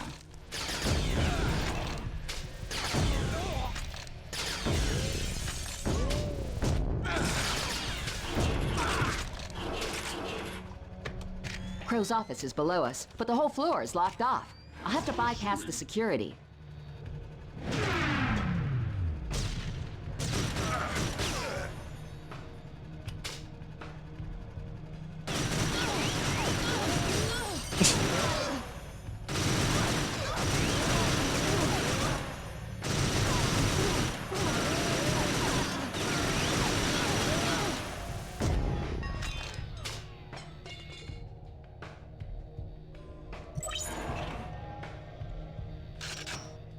In here.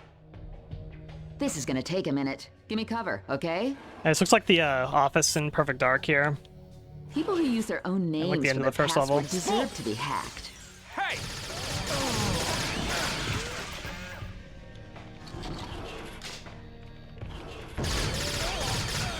Open fire!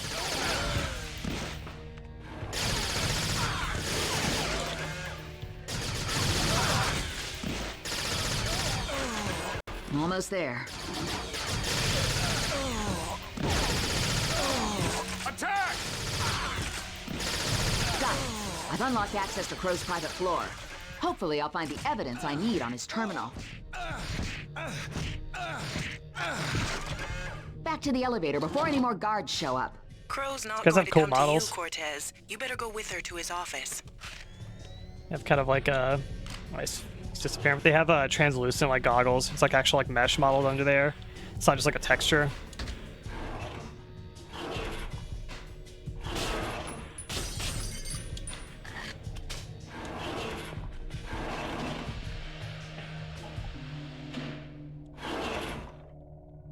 Attack!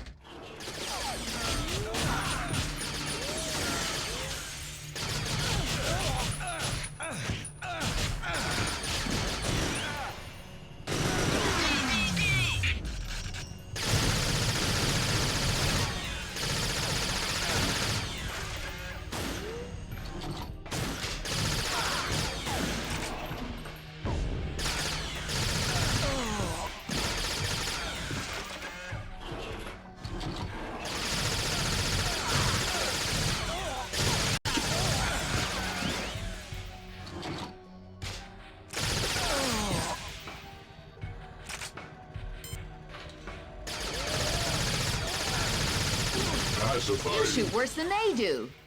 Now get out of the way. Hey! Like, stop running in front of it. Most lethal enemy in the game. She keeps running in front of it. There it is, Crowe's terminal. Now let's see what he's been hiding. Okay, I'm in. This is amazing. According to these plans, there's a massive laboratory complex hidden right under this building. So, the rumors of illegal research and abductions must be true. The evidence will be down in those labs. I'm going down there to get proof. This could really make my career. No sign of Crowe up here, Cortez. You'd better go with her. I've got the elevator code for the labs. If you're coming, then stay where I can see you. I still have my doubts about you. Look out!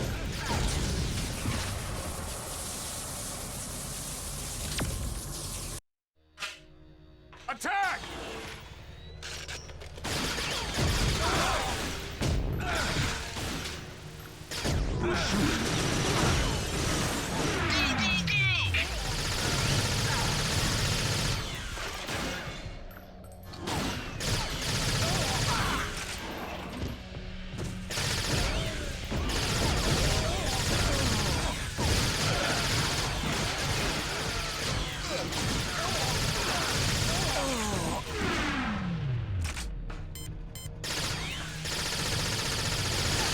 I found him! He came into the window behind me. Attack!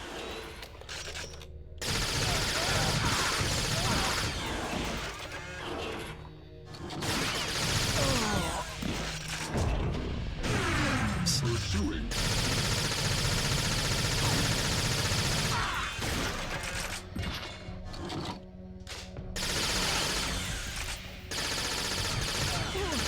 Ow! Damn it!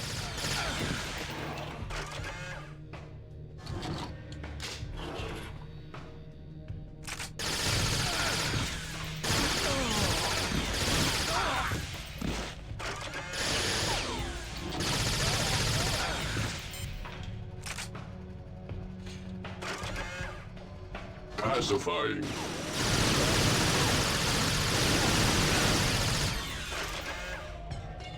There it is, Crowe's terminal. Now let's see what he's been hiding. This guy's cool, but I feel like it's I'm in.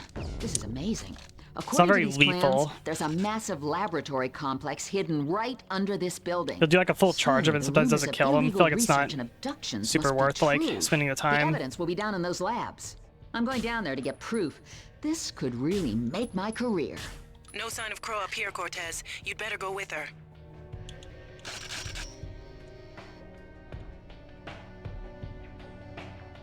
I've got the elevator code for the labs. If you're coming, then stay where I can see you. I still have my doubts about you.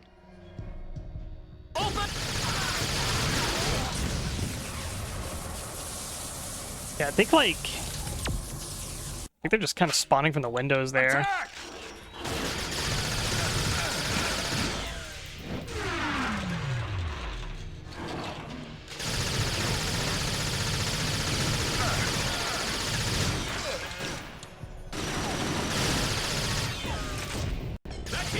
Open fire! Keep firing!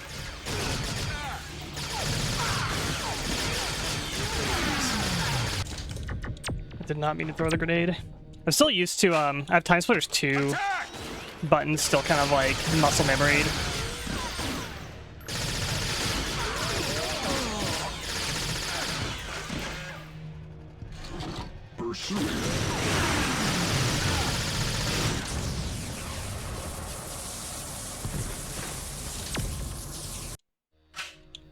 Attack!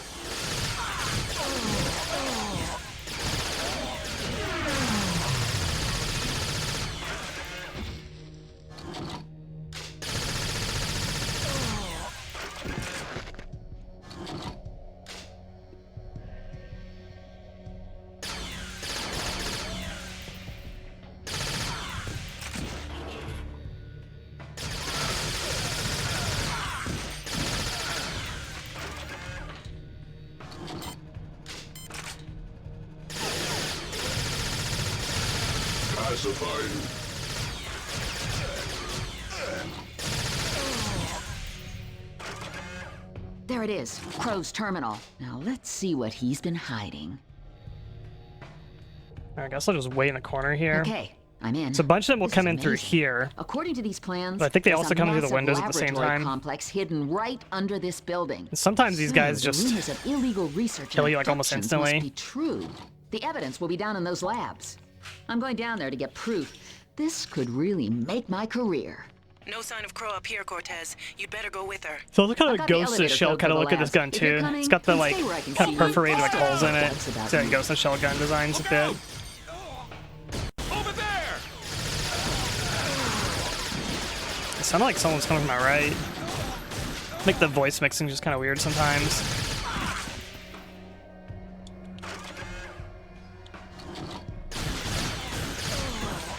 Hey!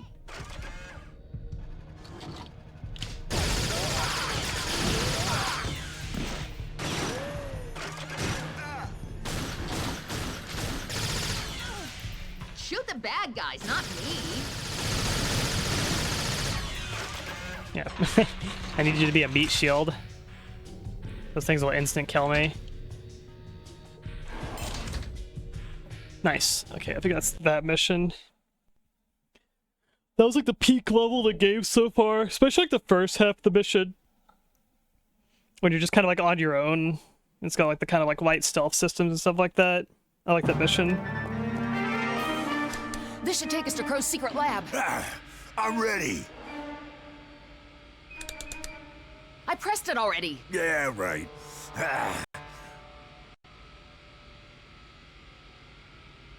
Hey, Faultier. How's it going? Thanks for So, stopping by. Been with the agency long? Yeah. 3 years in May. You get dental? Yeah. Yeah. That's good. Yeah! Time to split! I'll get the next one.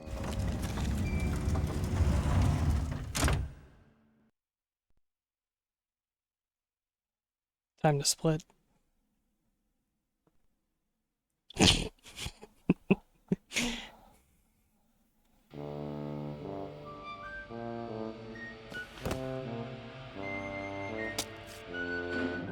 What? Oh! Let's go. Oh, yeah! I'm ready!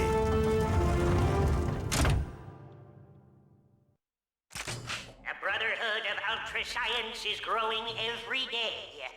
Our research is unfettered by ignorant moral restrictions. The goal is all that matters. Unfettered by moral restrictions? Sounds like a clear admission of illegal research techniques to me. Another research lab. Looks like Crowe's still chasing his dream of eternal life. This doesn't explain how he learns to time travel, though. I guess our best bet is to ask him. At gunpoint.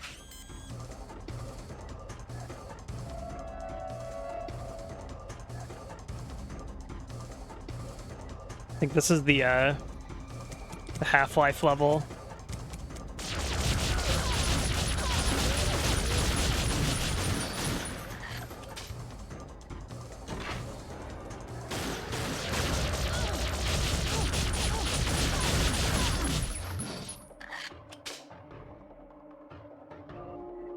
There's no way to bypass like the security this. door. We need to steal a security pass from someone. Remember, Damn, security anyone door. expressing doubts about our project should be reported to your superior immediately. Be vigilant at all times. Serve the cause and you will be rewarded.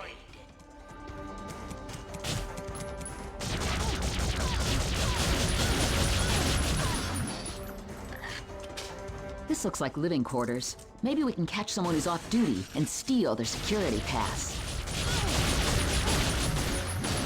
You check down there. I'll keep watch.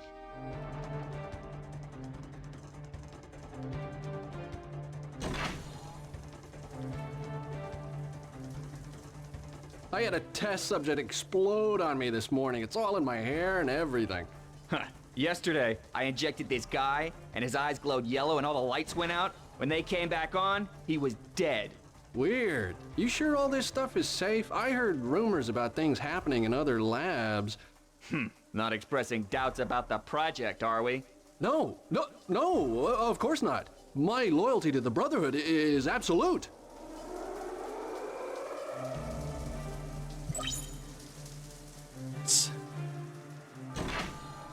Access card acquired. You found a pass card? Well, open up the room. Let's take a look.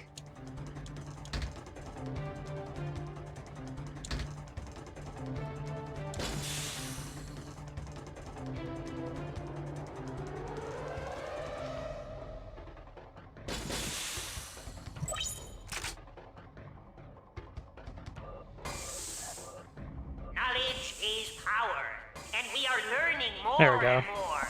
Got the Soon disguise. we will live forever and take our place as rulers of humanity. I can't see that dart gun being much use.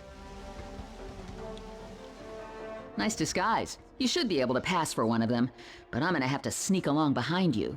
Remember, your name is Gordon. Now lead on, Doctor. Yeah, that's why it's Half-Life.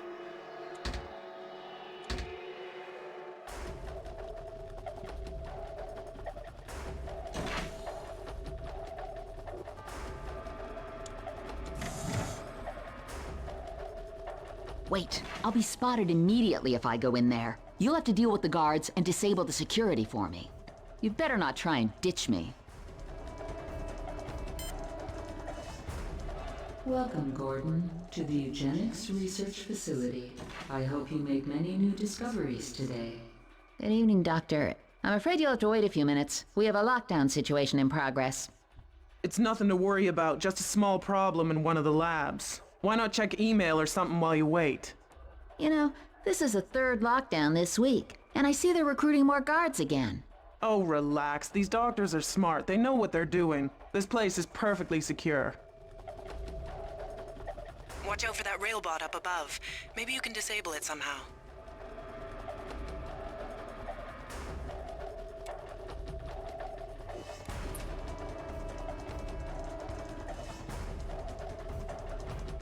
Trash can.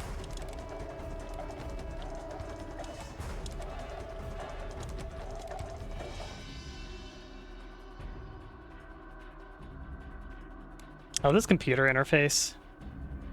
It's cool.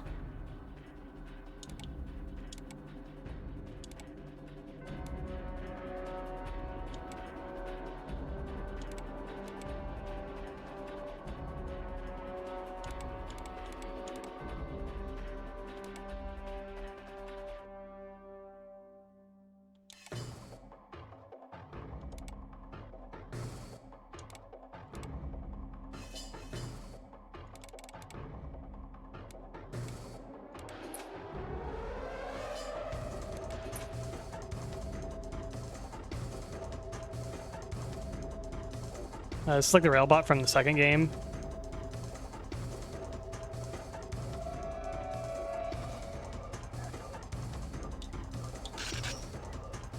I suppose I'm supposed to just like shoot them, maybe?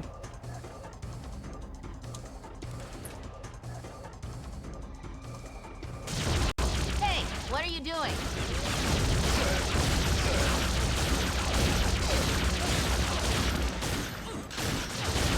Good work, using their systems against them. I need you to turn off the detector. I don't have an ID card.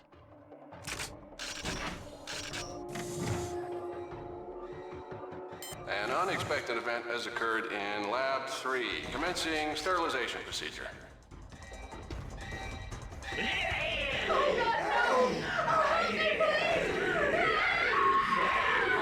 No! You can't sterilize yet! We're still alive in here! You have to let us out! Please! Open! Nice to see Crowe's keeping up his excellent safety record. This is far worse than we suspected. I would say this research poses a threat to national security. I have to find out exactly what they're doing. If I remember the layout, we need to get through this door. Sterilization status unacceptable. Please walk through the air shower in Lab 4 before proceeding.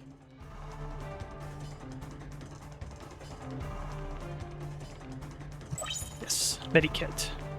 I'm not sure if we're allowing anyone into the sterile area at the moment. You'll have to check with Dr. Fergal. She's down the other end there.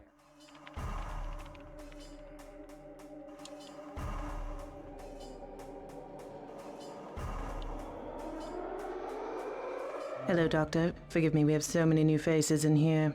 I'm afraid we're not allowing anyone past this point at the moment. A small situation has developed, but it should be under control soon. Perhaps you'd It's like, like what to are their lab discuss techniques outfits? for negating gangrenous and attenuating nephrotic degradation while we wait. Just run, Cortez. Just run. That's them! They discovered our presence. Guards are on the way. Don't shoot me! I'm too clever to die! I think the needle gun's it's used for the zombies, I'm pretty sure.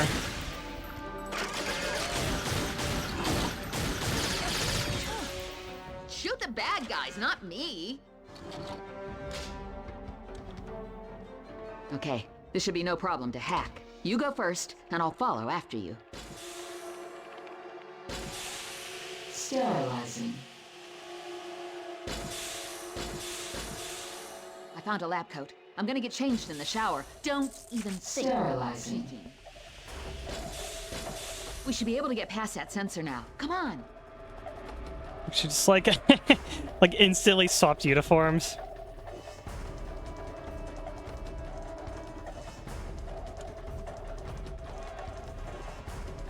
Sterilization levels acceptable. To all You may R&D proceed. employees in sectors 5 through 9, please back up and shut down all current experiments and work and return to the living quarters. Hey, didn't you guys hear that? All the experiments are Leave these two canceled. to I'm me. out of here in 5 minutes. I can't wait to get out of here and have a shower. I got plasma all over my arms earlier on. I should be issued a biosuit.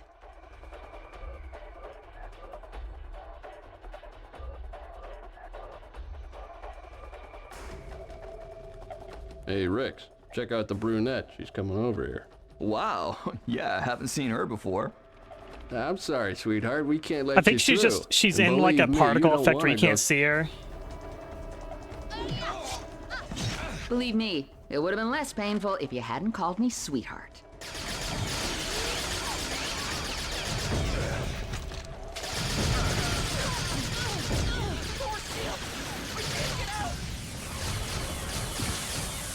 I don't think the Minority Report weapon is very good. To all R&D employees in sectors 5 I'll probably just not through use 9, it. please back up and shut down all Leave these current two to me. experiments and work and return Still to have the like her living sword quarters. on the back. She has like a like a Didn't you guys holster. hear that? All the experiments are canceled. I'm out of here in 5 minutes. I can't wait to get out of here and have a shower. I got plasma all over my arms earlier on. I should be issued a biosuit. Hey, Rix, check out the brunette. She's coming over here. Wow. Yeah, I haven't seen her before. Wow. I'm sorry, sweetheart. We can't let you through. And believe me, you don't want to go. Believe me, it would have been less painful if you hadn't called me sweetheart. Okay.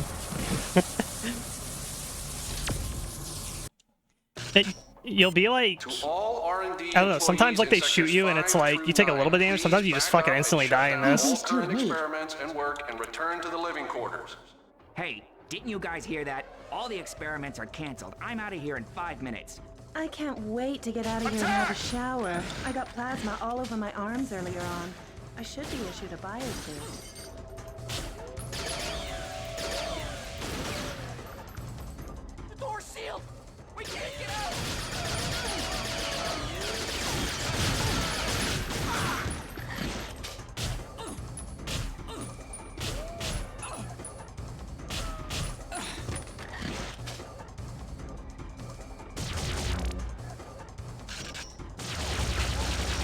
I don't have the energy weapon anymore.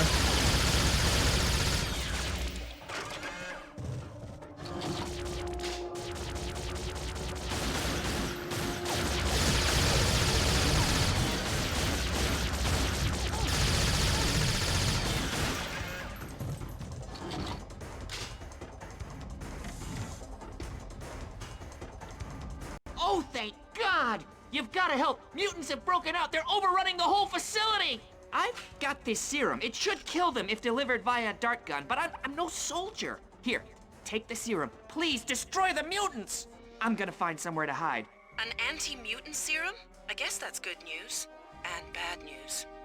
It's a lot of fuss about Not gonna give me any. few mutants wondering about. It's okay. I'll be all right in the morning. Another outbreak of dangerous creatures. Crow's on top form again. Try to flank them.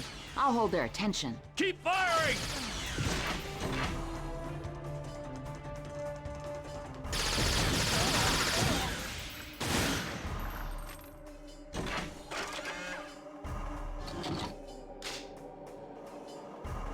Over there! Attack!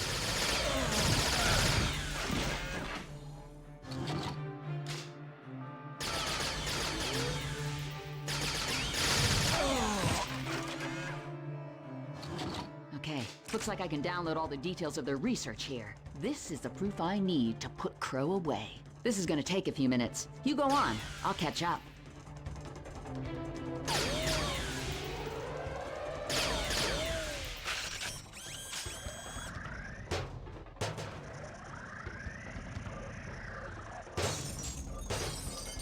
Crazy.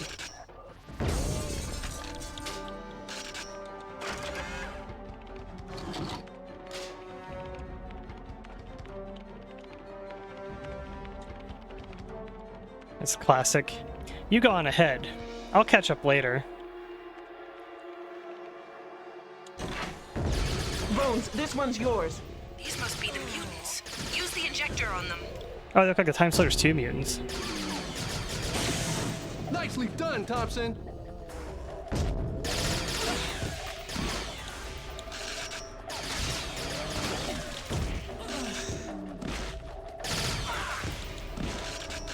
Which basically look like the split head thing from the thing.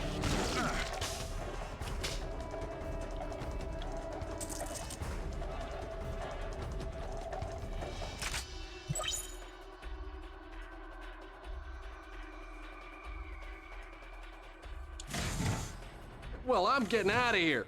Hey, it's him!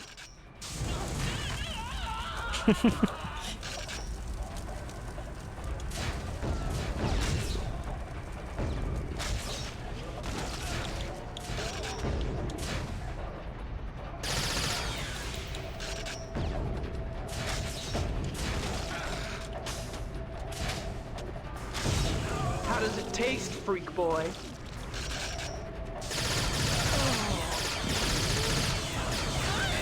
It burns!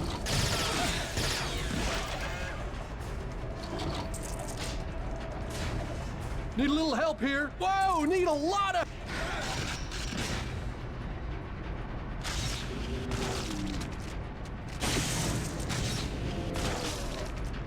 We're surrounded!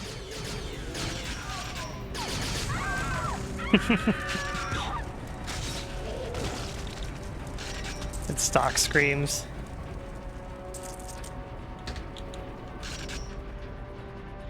Those TimeSplitters 2, when you get torched, you're just dead, basically. Mission's over.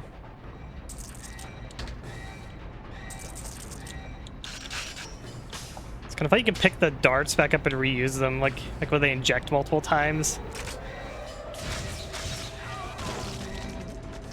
Crow's talents seem to lean more towards ending lives rather than prolonging them.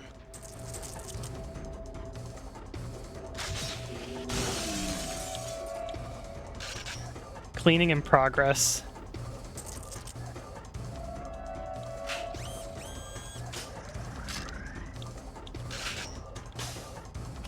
Remain calm. The situation is under control. The Brotherhood of Ultra Science grows day by day. Good. Sounds like Crowe's still here.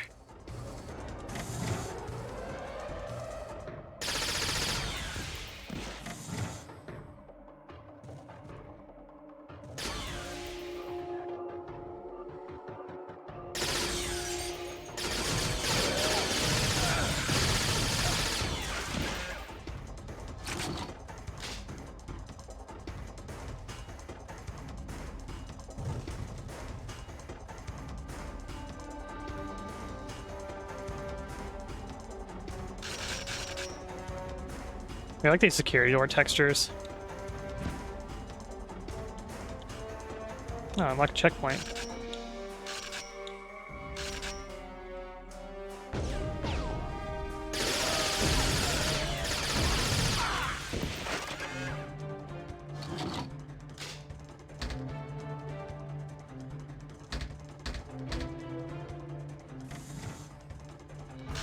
Okay, there's gonna be some enemies inside some of these, aren't there?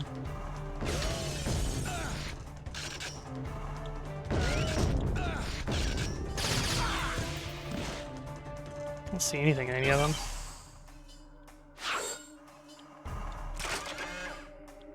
That's just items. Okay.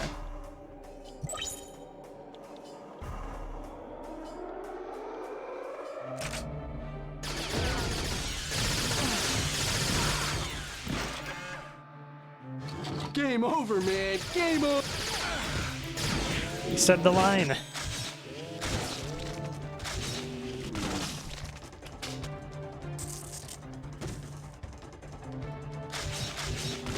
Backup! We need backup! All hostile specimens must be terminated before access to Lab 9 is granted. Smith, you got my back? Smith, who's got my back? Cortez, the area is locked down. You won't be able to get any further without killing all the mutants.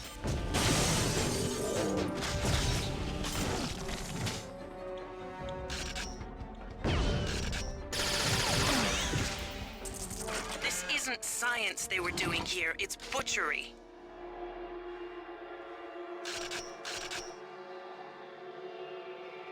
Cool.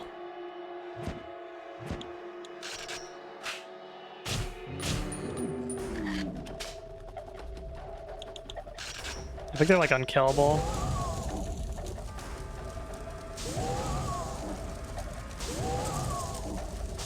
Only the tranquilizer dart will work.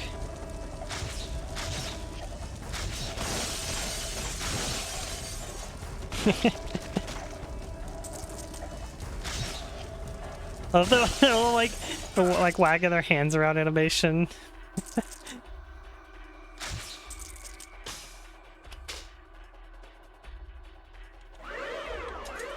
Oh, I didn't even notice this. Oh, I missed out. You realize you could you could torture them here. Damn.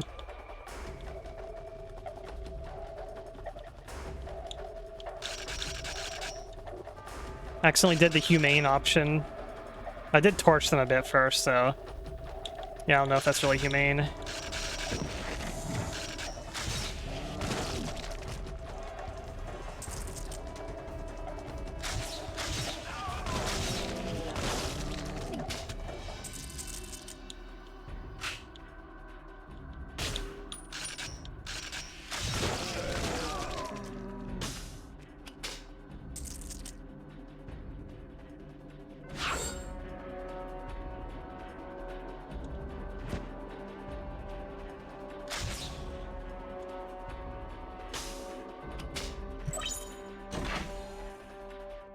Why do creatures with incredible strength, toughness, and ability to control energy always have to be bent on destruction? Remember, I think there's a boss here. It's kind of elaborate. Welcome to the Eugenics Core Facility. Dual key security system is now active. Please identify yourself. Pretty fancy. I said, identify yourself. Identify Whoa, yourself. keep your head on, computer lady. Identity compliance failure. Alarm state Alpha engaged. Countermeasures deployed. Damn it. Grab that terminal and hack the access code. I'll deal with the railguns. Damn, screen locked. Don't sweat it. Password's banana. Concentrate on hacking this terminal. Your future self will deal with the defense systems.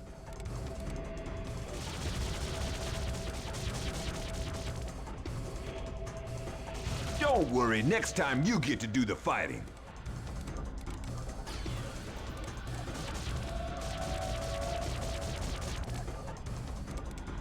Oops, wrong one. Do that. Yeah, that's the green way. I see, I see.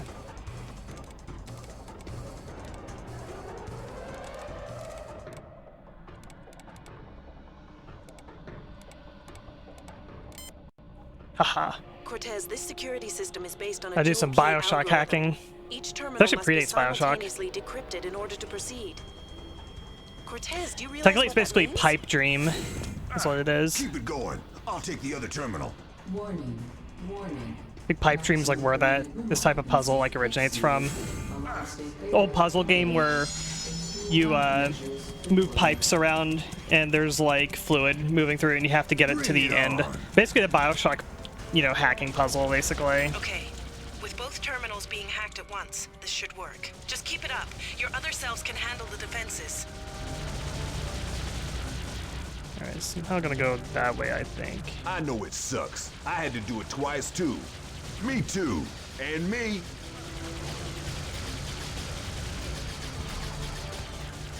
Hurry up with the hacking!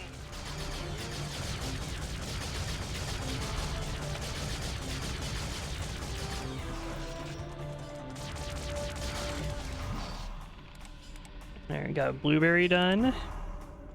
Now let's get cherry. We already got apple and cherry. Yes! Cortez, I think it's time for you His to old go. PC puzzle game. Just waiting for the door to open. Then I'm out of here. No, Cortez, the wormhole! Where do you think all these other yous came from?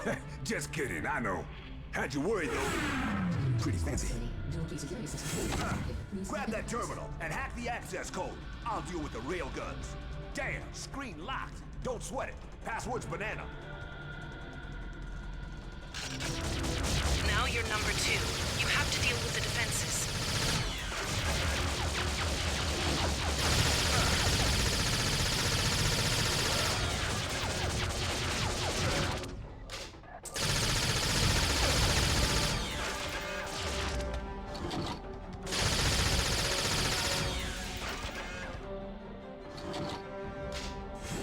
Warning. Warning. Maximum permitted room occupancy exceeded. Alarm state Beta engaged. Destroy the Extreme rail box. countermeasures deployed. Keep it going. I'll take the other terminal. Damn it, I'm hacking again. I prefer the fighting.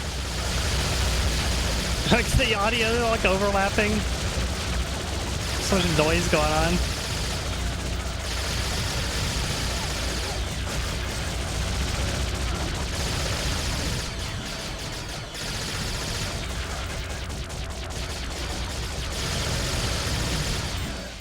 Yes. Cortez, time to go. Pretty fancy. Facility. Dual key security system is now active. Please identify yourself. I said identify yourself. Keep it going. I'll take the other terminal. Warning. Time for a little keyboard magic. Room occupancy exceeded. Extreme Password's lollipop. Sweet. Bring it on. This time you're number 3. You have to hack this second terminal. You have to complete the chain or it'll cause a paradox.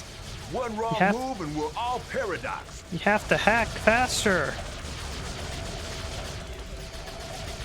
Come on, hurry up and hack those terminals. Blueberry's done. Got green apple done. Let's get cherry. Maybe this way? Yeah, this looks right. Oops. Alright, cherry done. Cortez, time to go. It's like 4 kids and I keep repeating over and over what the mission is in a span of 10 seconds. Yeah. Password's lollipop. Sweet. Bring it on. This is the last time. Take out these spider bots. Destroy the spider bots. Stupid bots.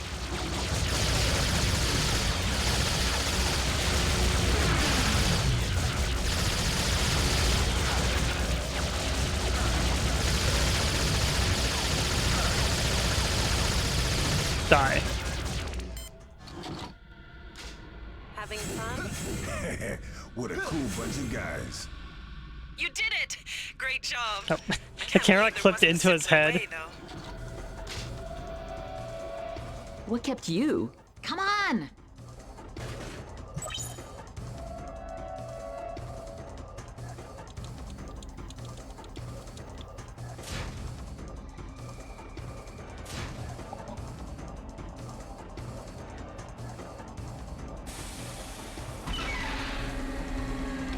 Come on, I want to nail this guy. You sent a scab? Ah, thank you. Curious to see what it is.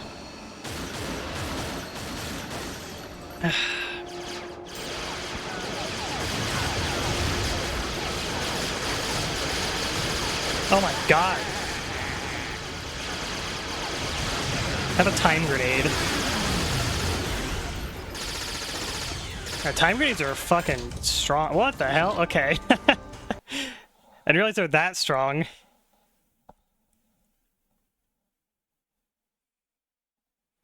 I think the next mission is Terminator. We unlocked Dr. Cortez and Dr. Amy. Hold it right there, Crow. Hand them over. Hey, hand what over?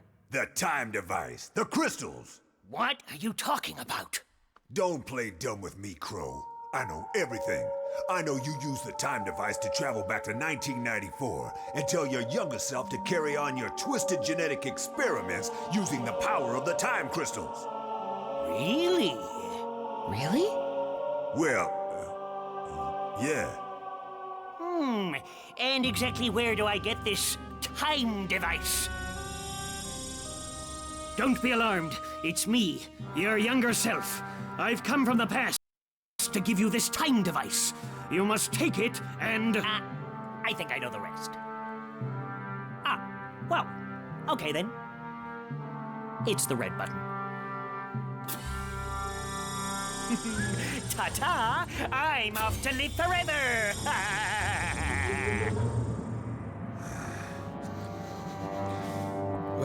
They just like stand around.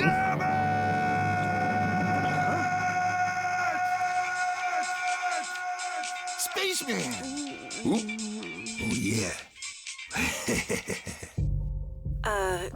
Cortez? What? Doesn't that robot look familiar? Yeah, it looked a bit like an old R100 series. Cortez, they didn't start making those until the Robot Wars. Almost 200 years from now. That must be an early prototype. Yeah, you're right.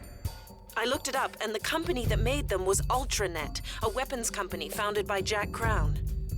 So? So look at his picture. Crow! Right. What is that picture of him? The younger Crow must have jumped even further into the future to continue his research, knowing that eugenics would eventually be compromised. You got a location? Sort of. It looks like Ultranet was a whole complex of buildings. I can drop you in the area, but you'll have to find Crow's lab by yourself. No problem. I think I can take it from here. Right. All set, Cortez. But be careful. There's a war going on. I'm ready.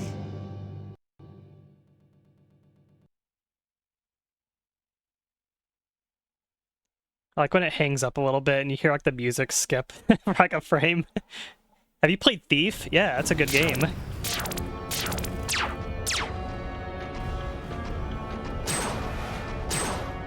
Sector 52 secure. Proceed.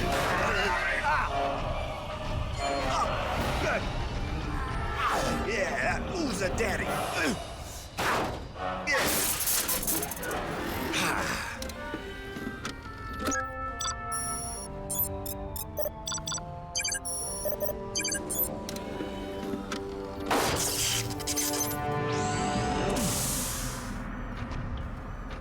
right, Tin Man. Let's go. By your command. Here is a weapon. You will need it. The streets are unsafe for humans. You've managed to subvert a battle droid's programming? That's impressive. We've never been able to do it. Which unit are you with? Oh, never mind. We can talk later. This sector is hot. We gotta keep moving. The human resistance. They might know where the Ultranet base is. Oh, 2 times handgun. Yeah, Ultranet. I like that it's snowing. It actually looks really cool. We've captured a main battle tank. Should be able to do some real damage with it. Maybe knock out some of the robot's heavy equipment. It's up ahead. Come on. Warning.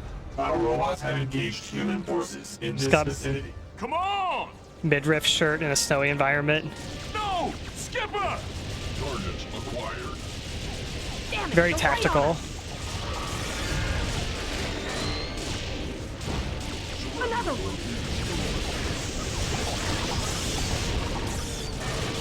Control droids. Damn. We'd better move. He's gone. Warning. Battle robots are approaching. Droid right. Multiple targets. And closing. Fire! Come on!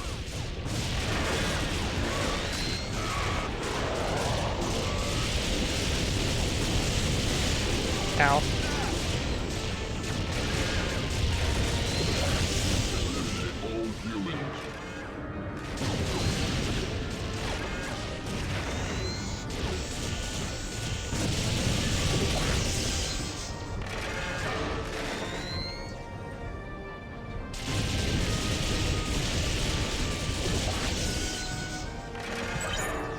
Area clear.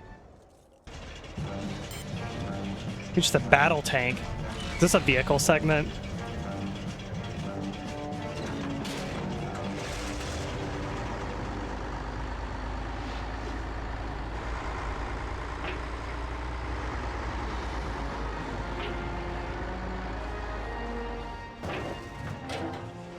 Need a lift? Yeah, thanks for stopping. Ah, you would have done the same for me. Already did. Of course.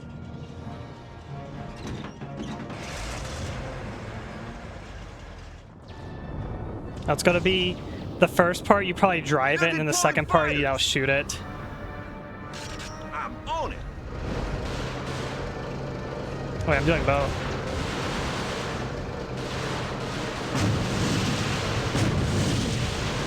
Take a left.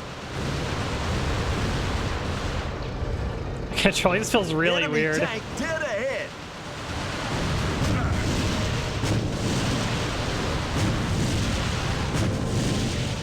Come and get some. Go It's right here. Like this, like it's so nimble feeling.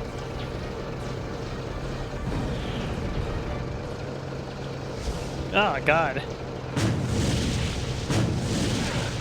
Straight ahead. I get run over. Blast that barricade.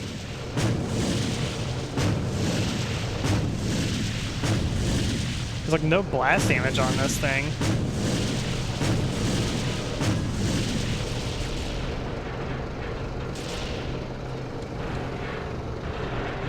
Meow. Keep moving.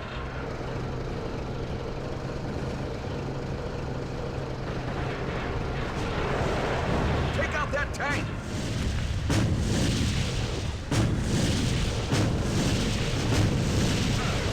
Like my shots are like going through it sometimes. Come on, let's roll.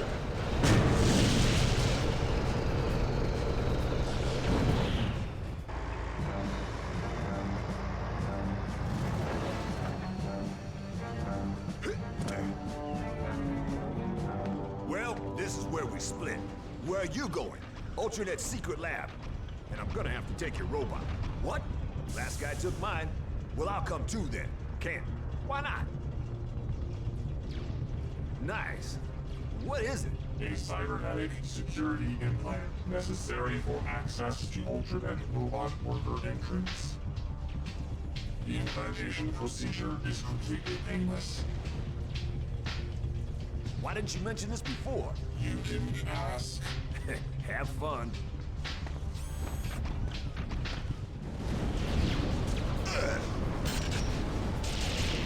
Hey, it's you again. I knew you'd find your way here. Come on. We're launching an assault on the processing facility. Come on, Joke's kind of like Corporal Hart from the second game. Look out! Fall back! Get ready, people! We have to hit them hard! Eliminate all humans. Evil robots. Trying to kill us all. Supposed to be slaves. Okay, Do watch your what step. we Come on, say. this way. Should never let them think. Sir, look who I found. Welcome back, soldier. That robot bought it, huh? Never mind. We need to take out this Hey, facility. watch it! Machine numbers are low due to a counterattack in the south. This is a golden... Look out! Targets acquired. Surrender or be destroyed. Smash them all! Eliminate all humans. Biological forms are Take them down!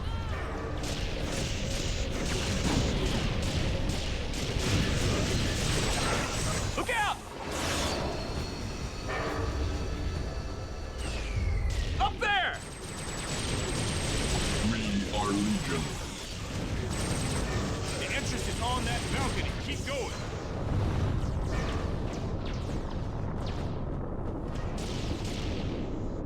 I like the skybox. It's cool. I like the buildings.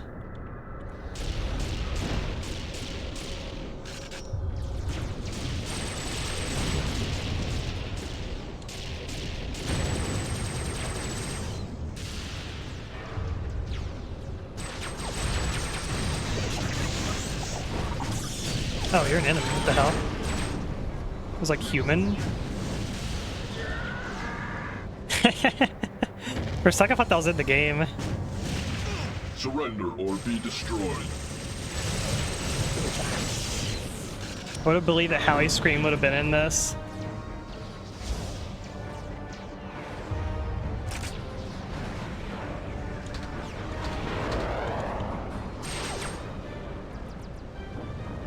We have to get this door open. Angel, you're up.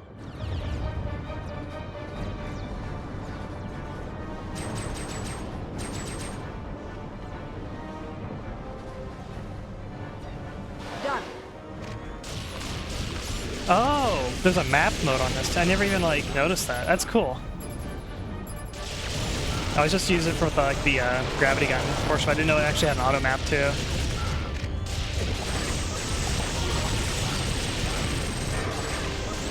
All right, we're in.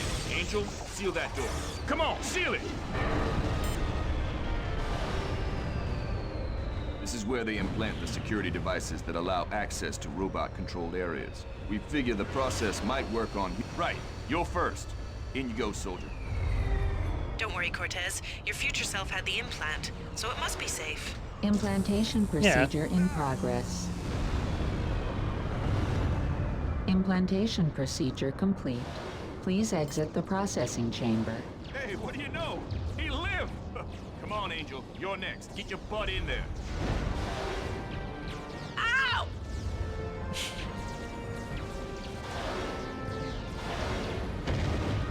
Oh well. Guess it's my turn.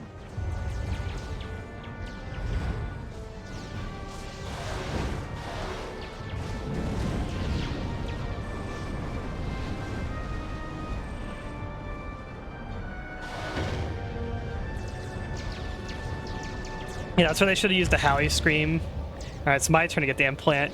Yeah. Eliminate all The robots are returning.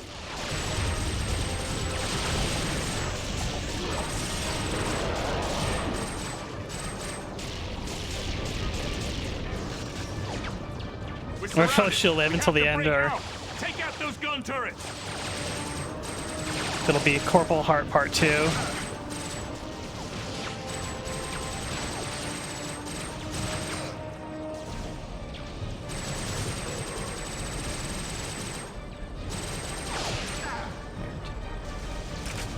Got the turrets.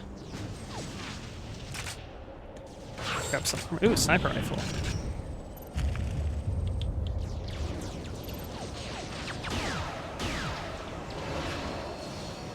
I like the electric effects whenever you kill them.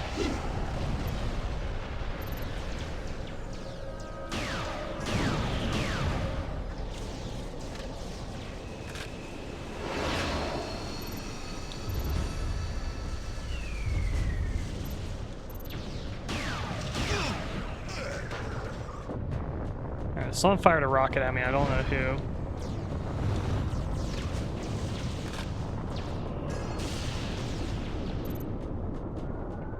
Oh, there you are.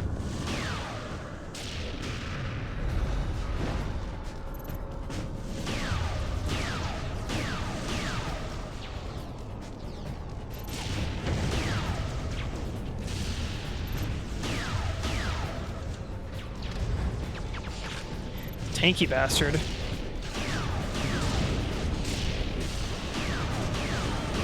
There we go.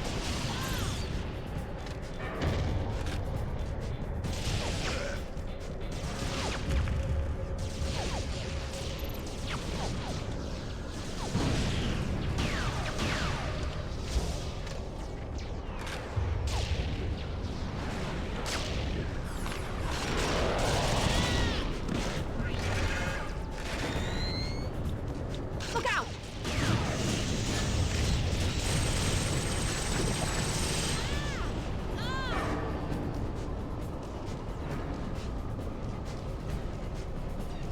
Targets acquired.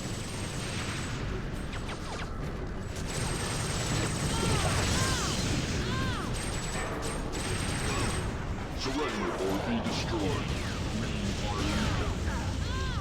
We are leaving. Oh, she died. I guess she's expendable.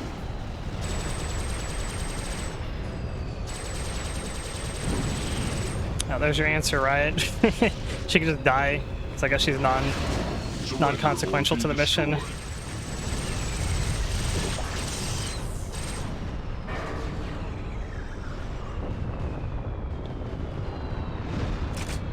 We could never have shit.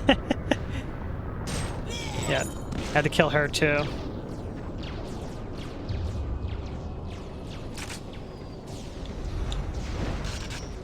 Targets acquired.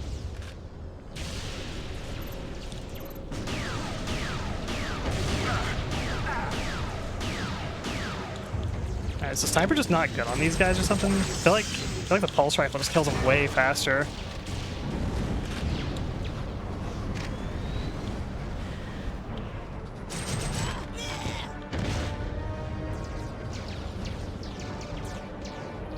Surrender or be destroyed. See, I can just use that. Like how fast that kills them. These cool light effects here.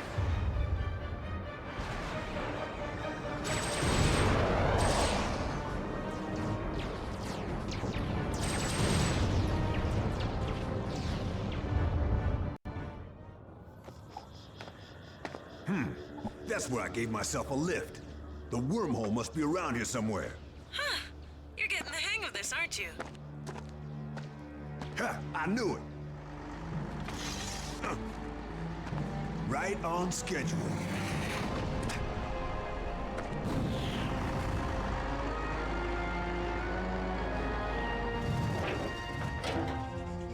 Need a lift? Yeah, thanks for stopping. Ah, you would have done the same for me. Already did. Of course.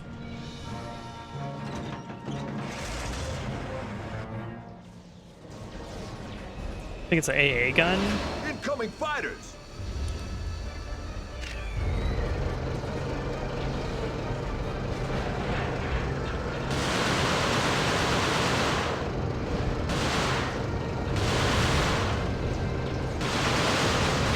Oh my god, I can't see anything.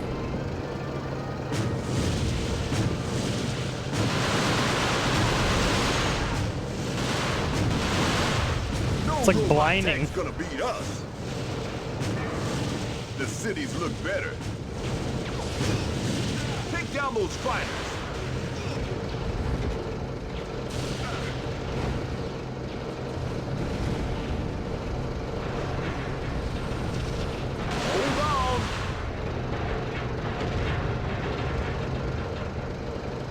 Man, Bloom is insane.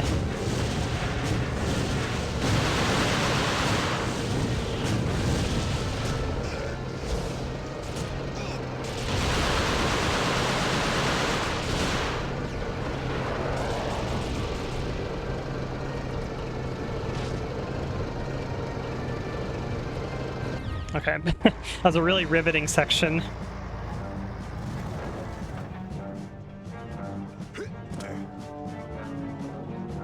Well, this is where we split. Where are you going? Ultranet's secret lab. And I'm gonna have to take your robot. What? Last guy took mine. Well, I'll come too then. Can't. Why not? Nice.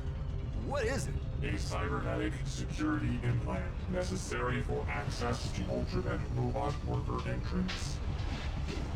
The implantation procedure is completely painless. Why didn't you mention this before? You didn't ask. Have fun.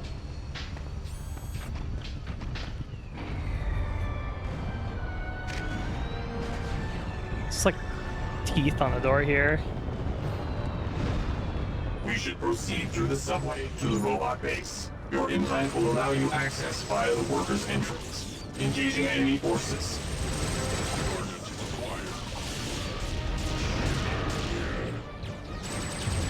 Warning.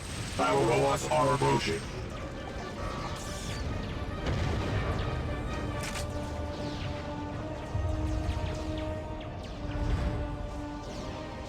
We are Legion.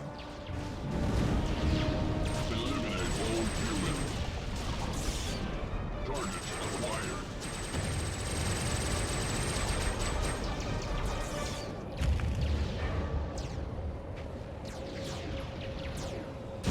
Yeah, Missile's been circling around me for a while.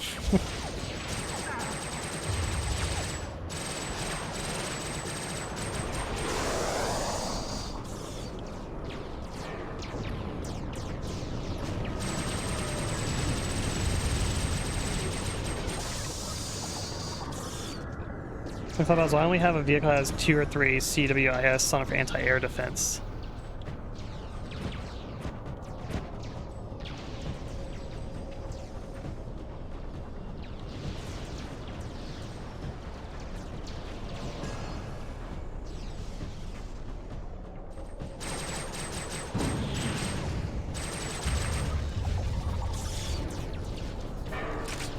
What does CWIS stand for?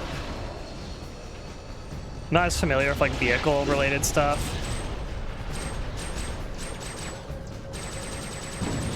Engaging enemy forces.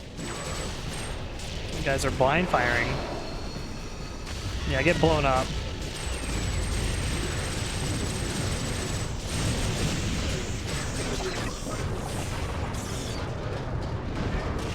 Like this big like giant subway stairway here.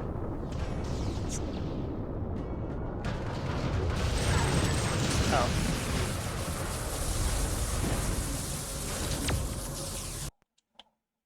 We should proceed through the subway to the robot base. Oh, I missed the minigun. Hell yeah, the minigun. How did I miss picking this up? Engaging enemy forces. Does it have yeah, it still has the spin mode. Yeah, this is the good stuff.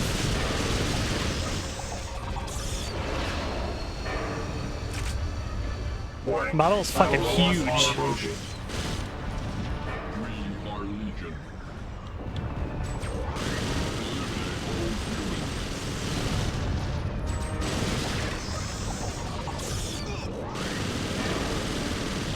Nice. I like this minigun.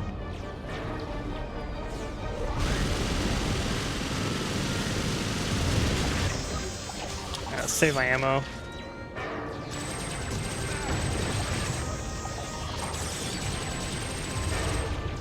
Engaging enemy forces.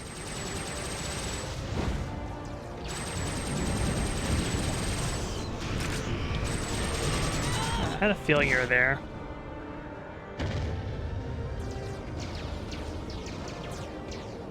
It's those huge mini. Oh, I know what you're talking about.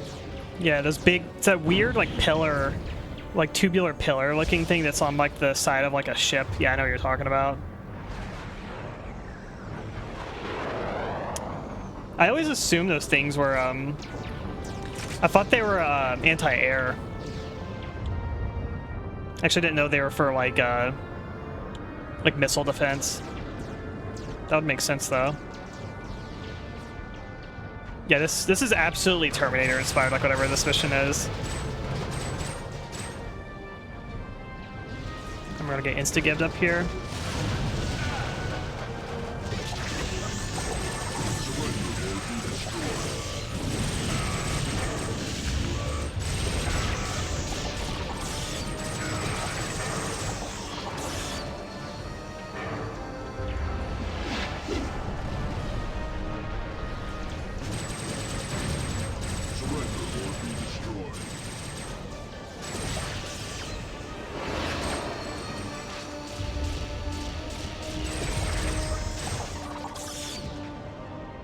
An abandoned human vehicle. We should utilize its speed. A car?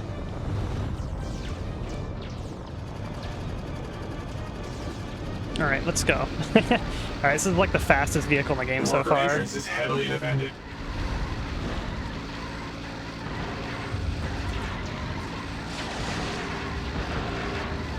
The way vehicles move in this game feel really funny. They have anticipated our arrival. Die. Robot artillery! They've got you zeroed in. Keep moving. Keep moving, or we will be destroyed. After 50 meters, turn right. Surrender or be destroyed. They really don't want you going this way. Targets acquired. Keep straight. Doesn't he like kill them running them over? Just kind of pushes them. I still... Oh, that one died. You made it. Nice driving. A Goliath assault robot. The dominant force on the battlefield. I can subvert its systems and establish a remote link.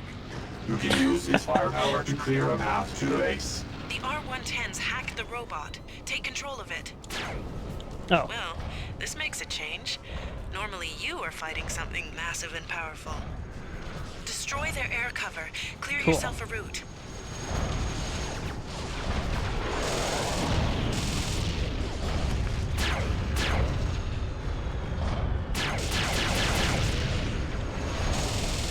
You're locked on. Use the missiles.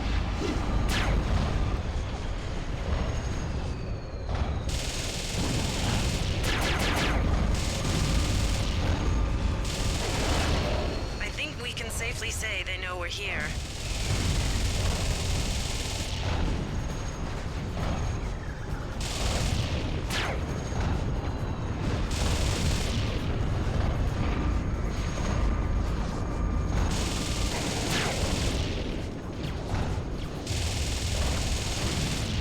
It's so blinding.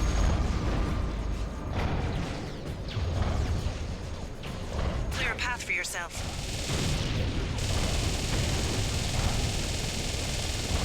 I haven't even taken like a single point of damage yet.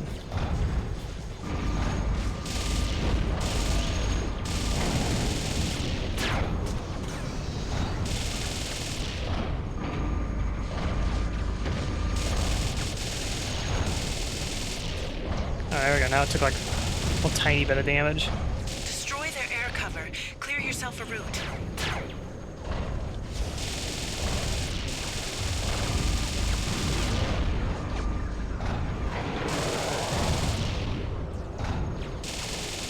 Die. Good work, Cortez. Your implant will allow you access via the worker's entrance. There it is. The That was worker's easy. entrance.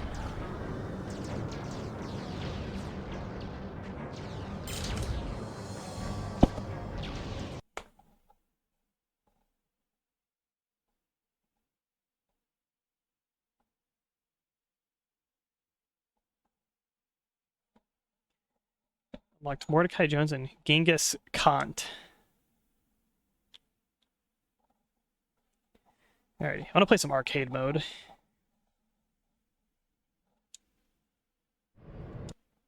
The rebel base has... We got like a few levels of the story left still. Have you played against friends online yet? If only. Water, thank you. Yeah, I got 4 missions. 1, 2, 3, 4.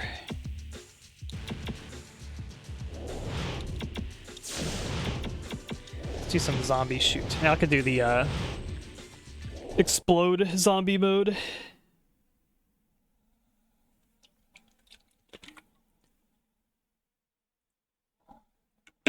Finish off the rest of my water. 3, 2, 1, go!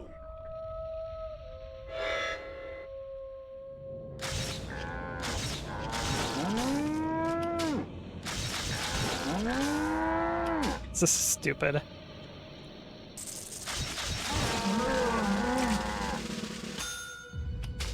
Get time bonus. Okay, so I'll do as fast as possible.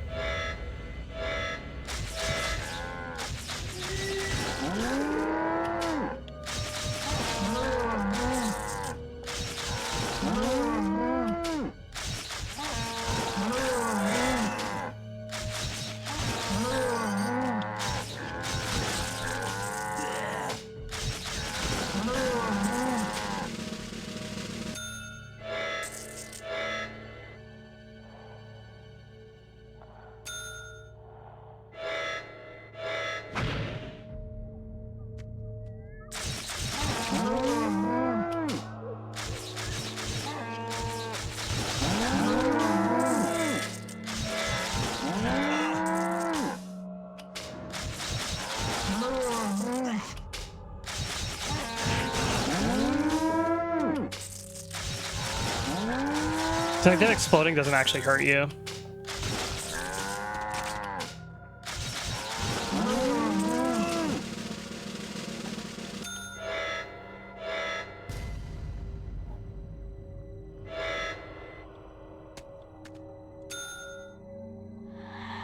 What's the score I need? 30K.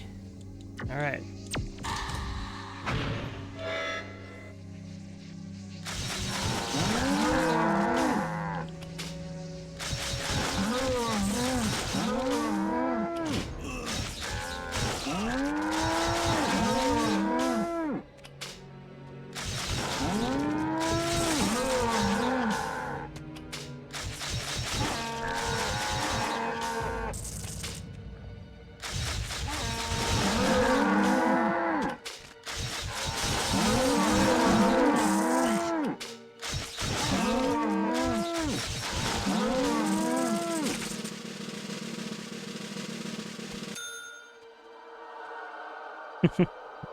I'll hear like the entire sample library just using this song. Yeah,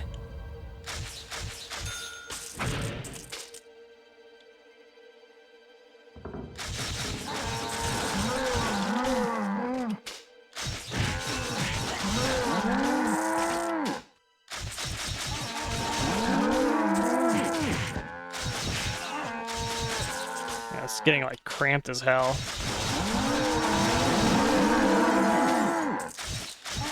The fucking sound on overlapping. It's like the secret cow level from Diablo 2.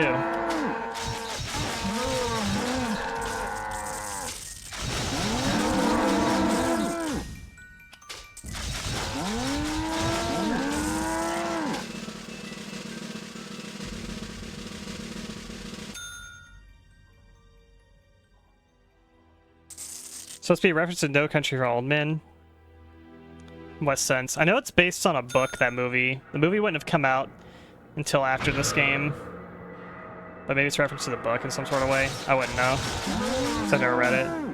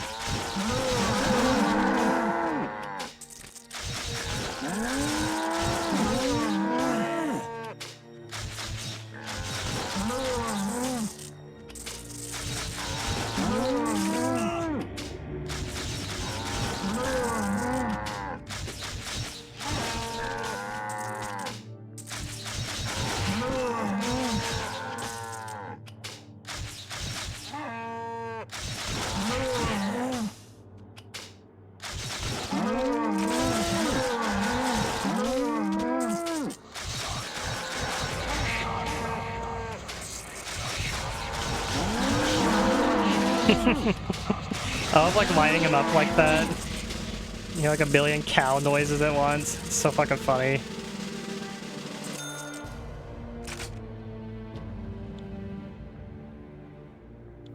Nice. Alright, one more wave, I should get gold.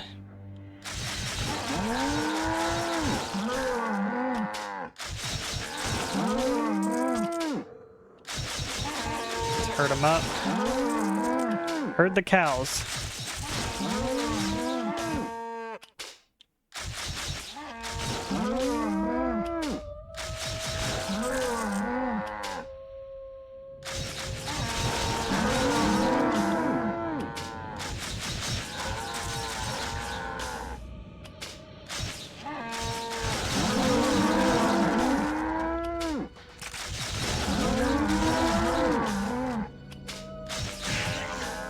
Cornered here. This ain't good.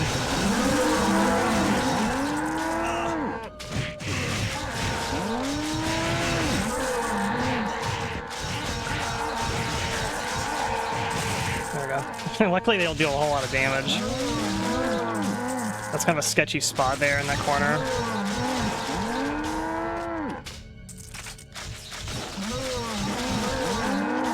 Oh, I know what you're talking about, yeah. Might just be a reference just to, like, you know, some sort of weapon like that that they use to, like kill cows with. So this is like a tranquilizer dart that causes them to explode. And it should be gold. Nice.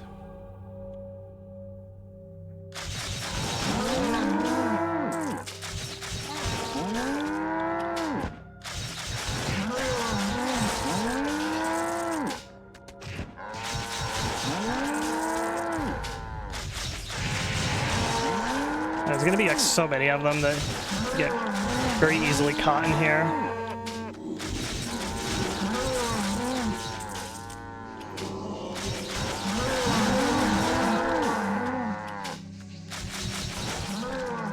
What can oh, one spawned there? What the hell? He wasn't there a second ago. Alright, we got gold. Good enough.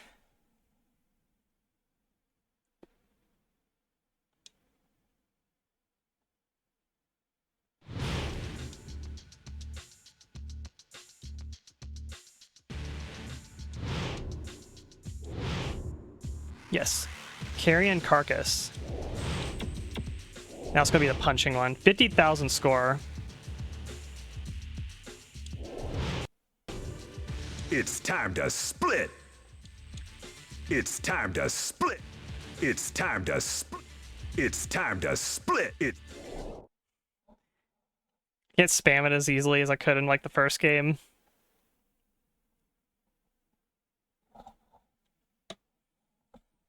Three, 2, 1, go! Are we punching them, or are we...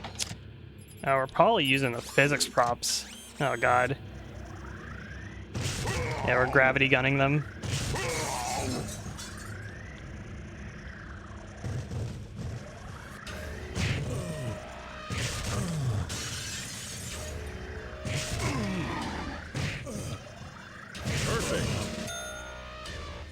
Hehe. I missed the punching ones, to be honest. I guess it's kind of funny, too.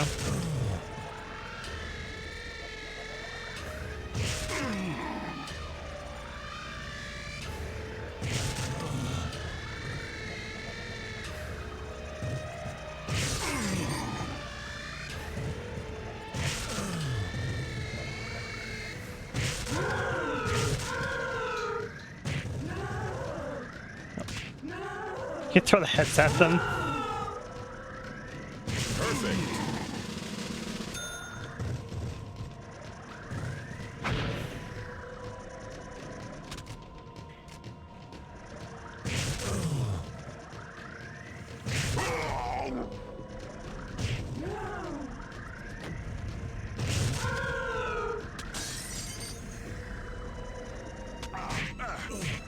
I think the heads actually work.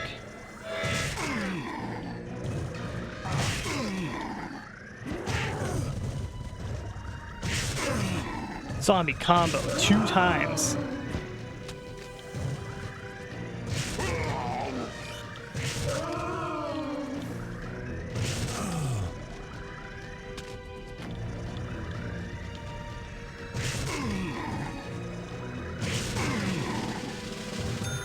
Ow.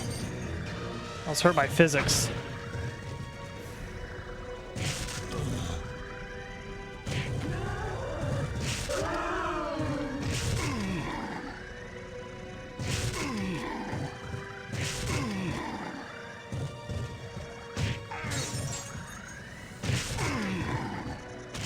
Oh, the heads do work. I think you get more score for heads too. I saw a plus 100. Kind of funny if true.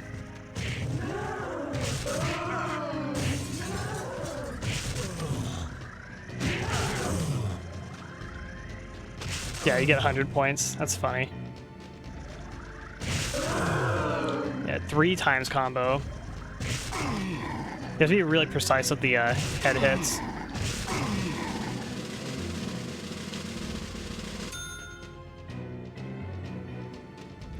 Yeah, this one's getting a little tough. Just gotta get 50,000 points for gold.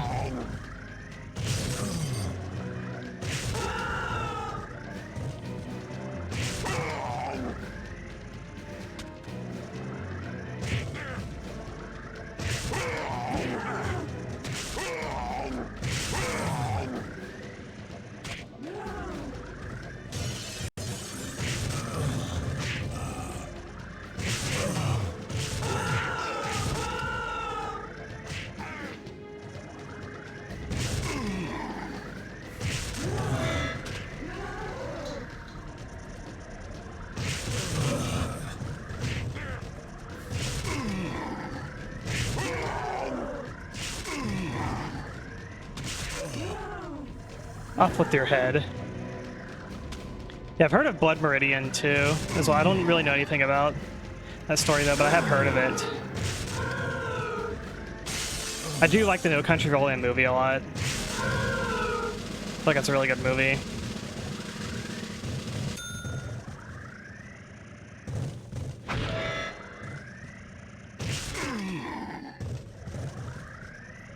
What the? I just went right through him. Freaking cheating. Oh, okay, the head just bounced back and hit me. Nice physics there.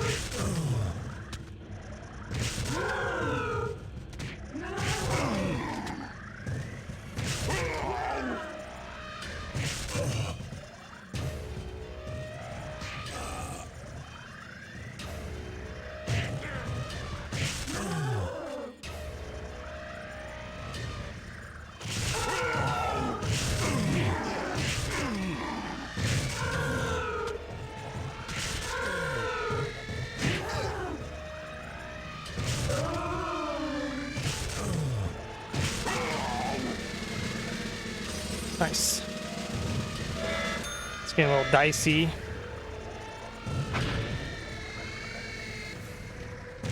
Part of the road.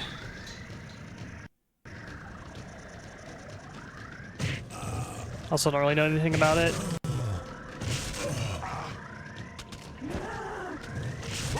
Heard of the road, and I've heard of Roadside Picnic.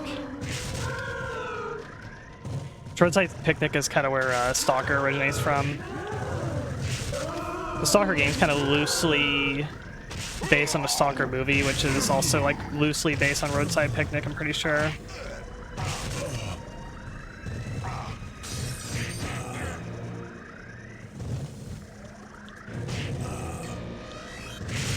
Oh, Giga combo.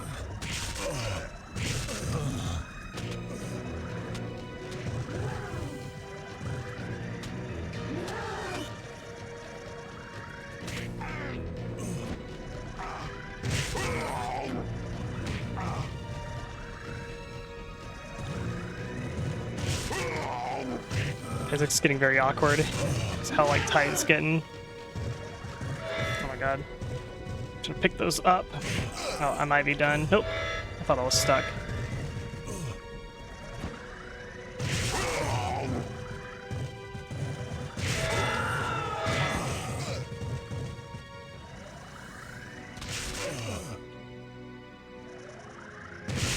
Oh, look at that combo. Yeah, sometimes they spawn like right behind you. I see them in the corner of my eye spawning.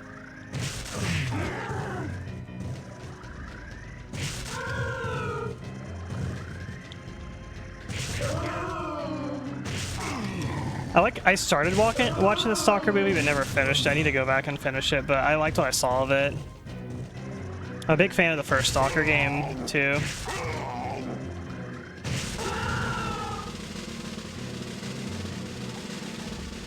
Alright, so I got a ways off before I get gold.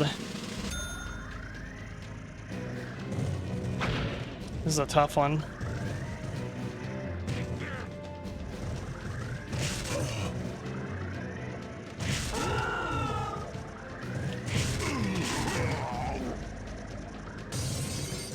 And sometimes I feel like it just goes through them.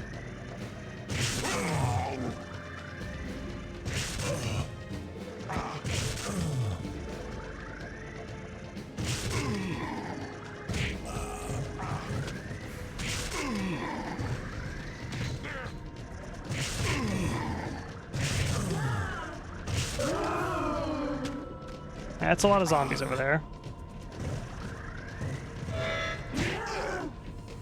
Like, you don't have space to pick stuff up sometimes. It kind of flings it away the moment you pick it up. There's like shit in your way.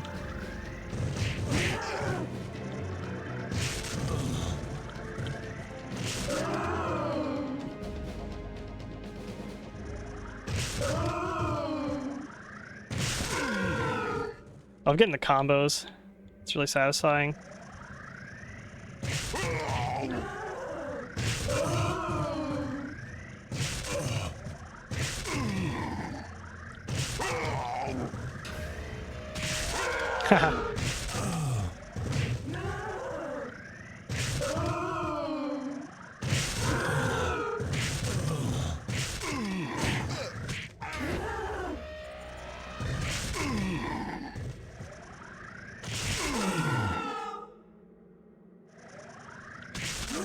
Ow, bounce back.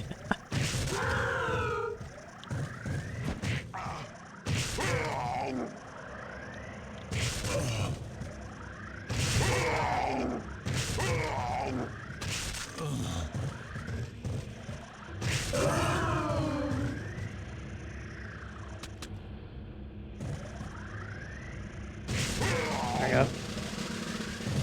All right.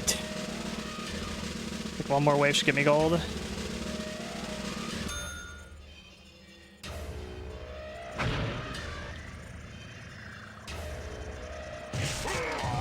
All the little boxes, they fly away like that and you lose track of them. They're more precise, but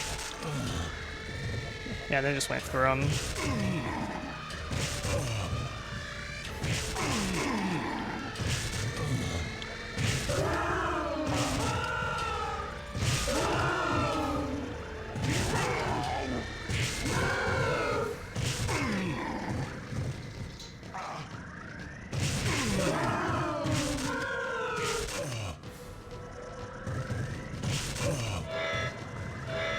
One box up there, kind of out of the way.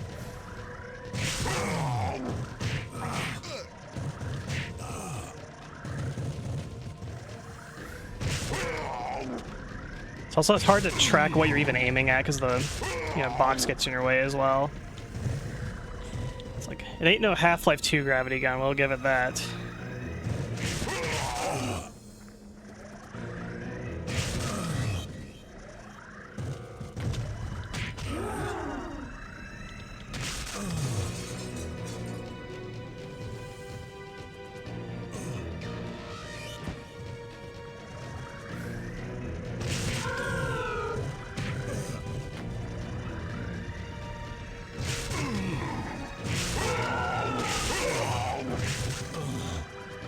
You know, Stalker, it's a very like slow burn movie. It's been kind of my experience with Russian films is that they're usually pretty artsy, which I respect.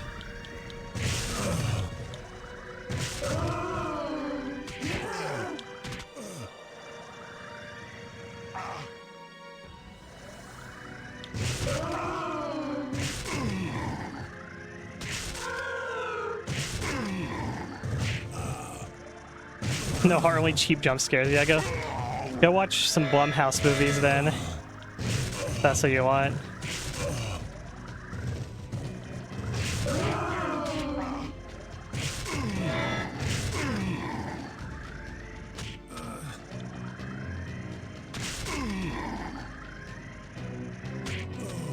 I had that not count.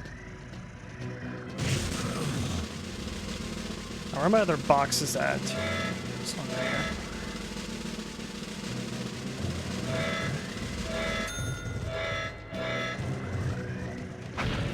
There we go, hit gold. Hell yeah.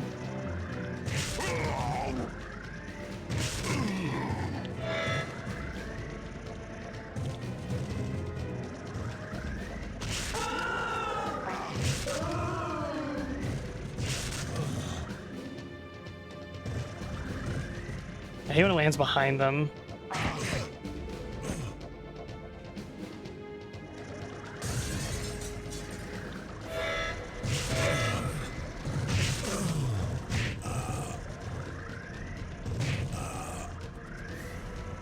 Pick up.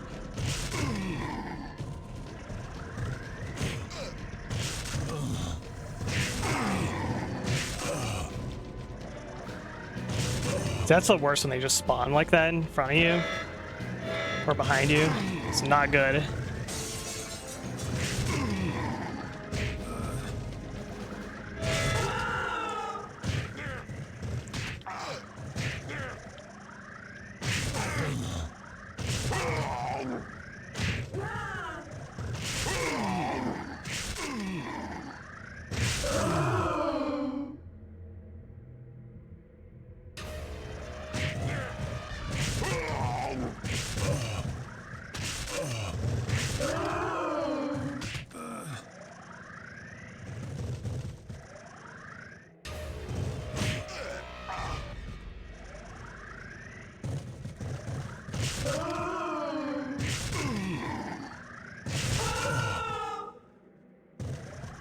I like it hit more than two.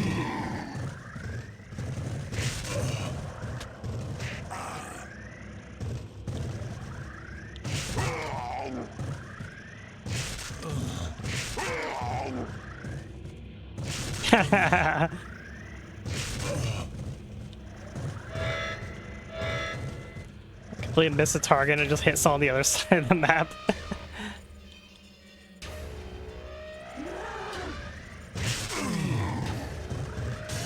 Oh my god. This physics is so funny. No, don't spawn on me. You're gonna freaking telefrag me. I'm gonna give me this box. I want to shoot.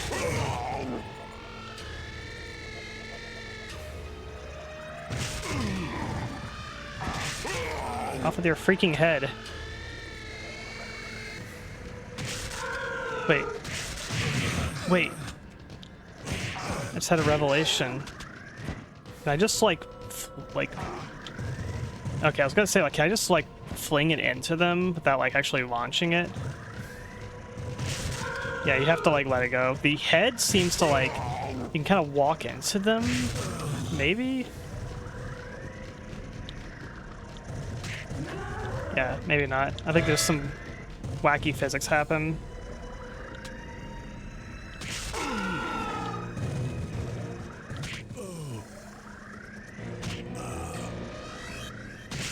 There we go. 3 times head combo? Hell yeah. So it makes me think of like Dead Space, kind of. Like, picking up their heads makes me think of like picking up a necromorph, like limbs, and shooting them back at them. Kind of playing like proto Dead Space here. Look how much money I just got from that. Still no platinum. I bet Platinum's gonna be like 100k or some shit.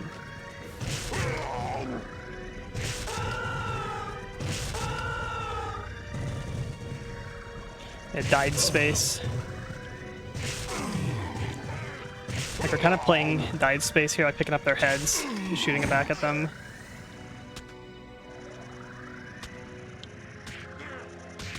Ow.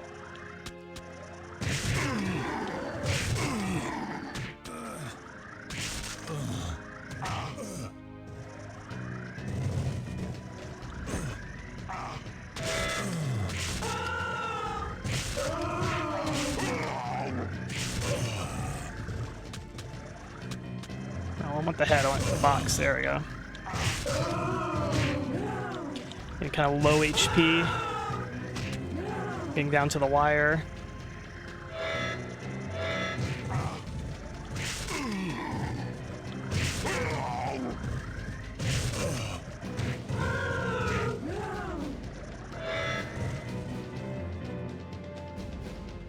This particular song makes me think of Red Faction soundtrack also, like Red Faction 1.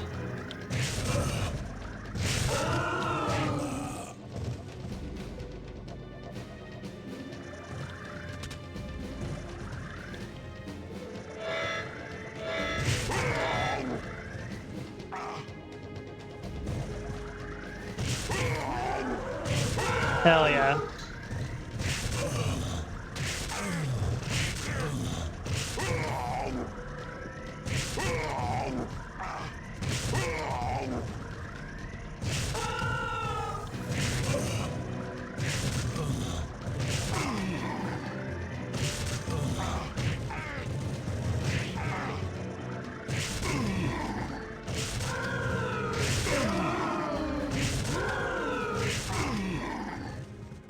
There's so many of them.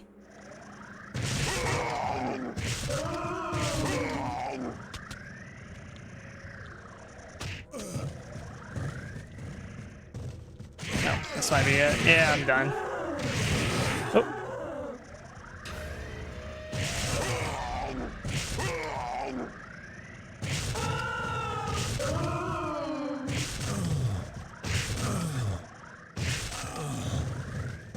You're freaking cheating. I barely got out of that one. I have like a sliver of health. Gonna end up dying from like a head ricocheting back and killing me.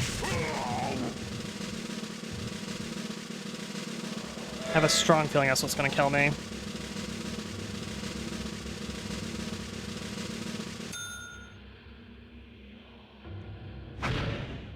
Yeah, Platinum has gotta be 100k.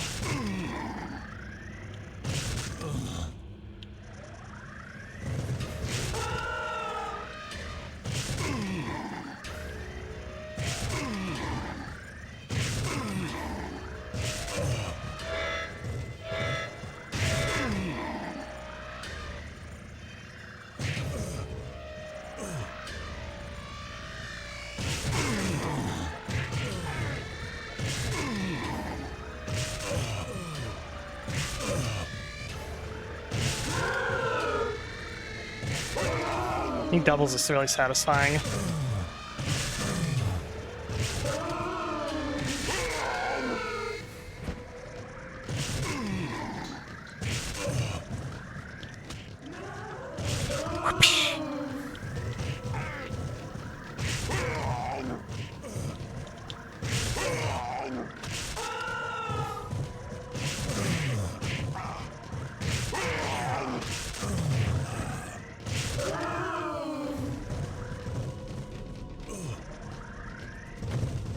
Completely missed that one.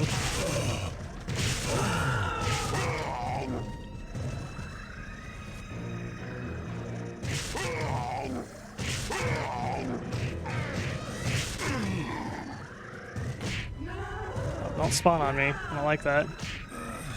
I'll pick up.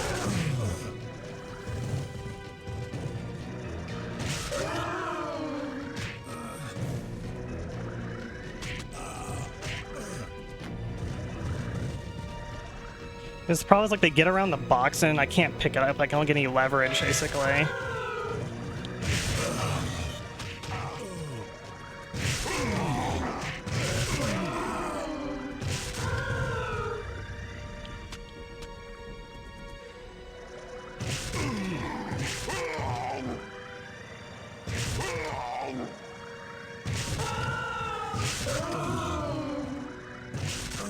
We get to 100K. I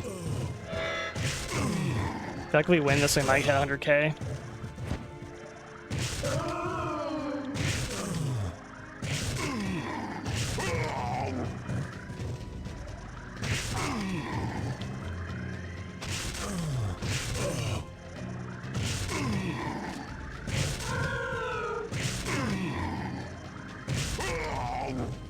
Nice. I think there's just like a couple more.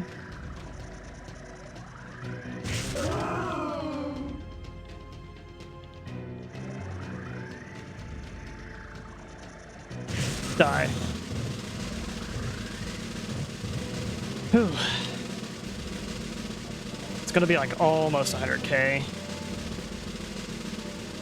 7K. Oh. Yeah, so close. Oh my god.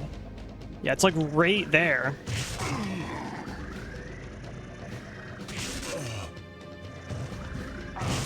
Oh, there we go. Yep, 100K platinum. Hell yeah.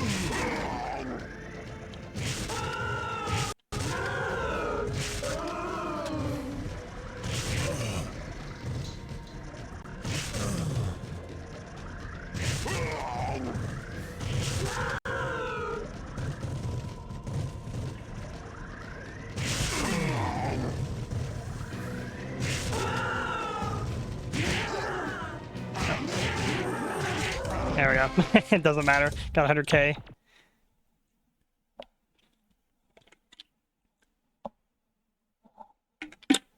I think that's all the zombie ones done. Hell yeah.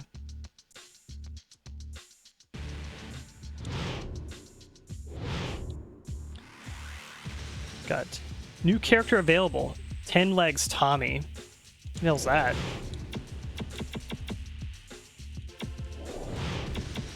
I'll shoot out. This arcade. Dead weight. A pox of mocks.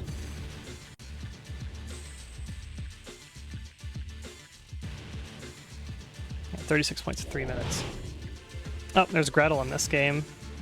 Oh, it's Gretel in casual clothing. With a bit of lubrication, I'm ready for anything.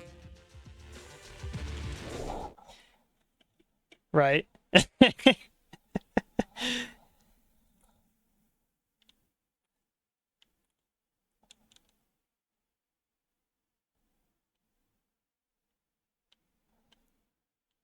Three, two, one, go!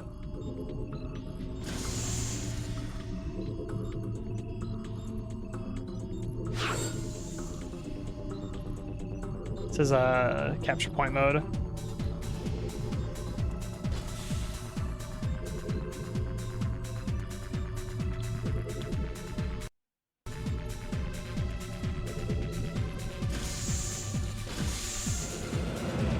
Oh, cool.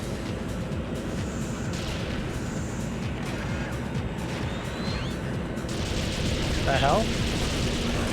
There's so many of them. Killing spree!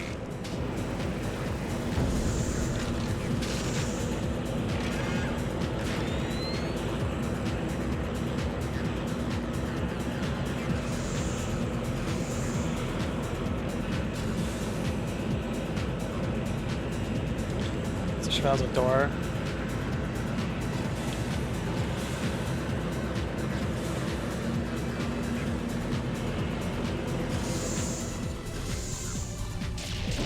Headshot!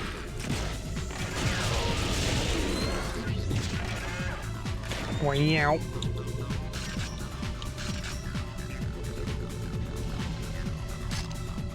Got the grenades.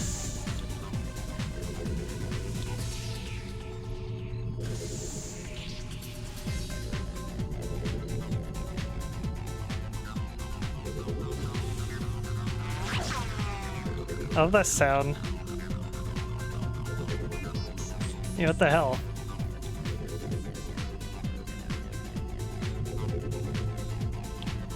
Am I the only person on the map? On my team? Headshot!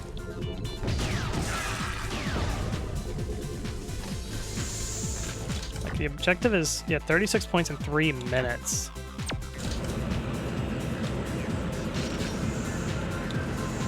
I feel like I don't have any teammates. Oh, here's the gun I actually want. Alright, let's restart this. 3, 2, I think the robot 1, go! needs a little more lubrication. What do you think?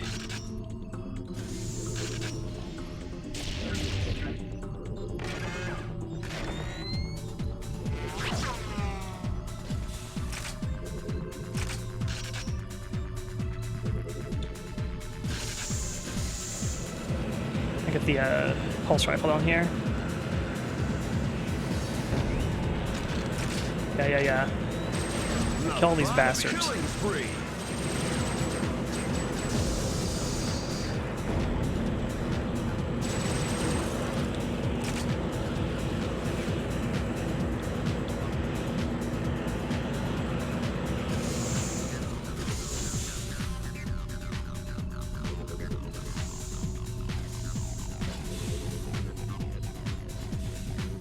I don't know the map super well, so I don't know how to get to all these objectives.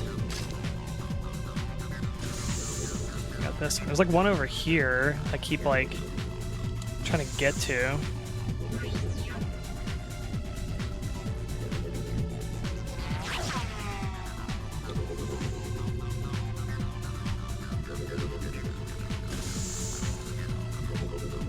Yeah, what? How the hell do you get to it? It's like somewhere on the other side of this wall here.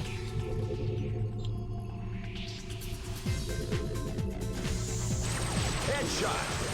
Open head surgery.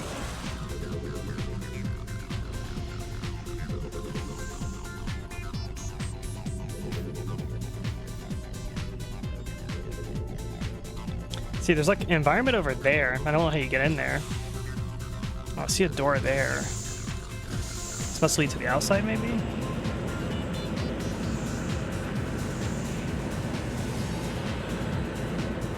Oh, I think I see. Skullbuster. Killing frenzy. Okay, it's like segmented off over here. Interesting. Okay. I understand now. They have a. I think their spawns are static. Yeah, I understand now. Their spawns are static. Skullbuster.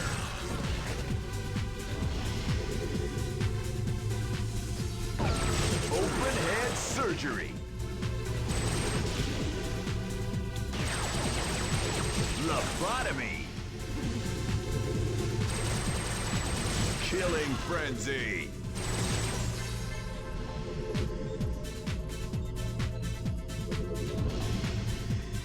That's my score at 36 3 minutes. Okay. I know what to do now. 3, 2, 1, go! There's actually one of these weapons right here. Makes it much more easy. I like that, like, this gun, it's like a pump action or something. Like, whenever you pull it out, they like pump it to charge it. It's kind of cool. It's very, like, Jody-matic.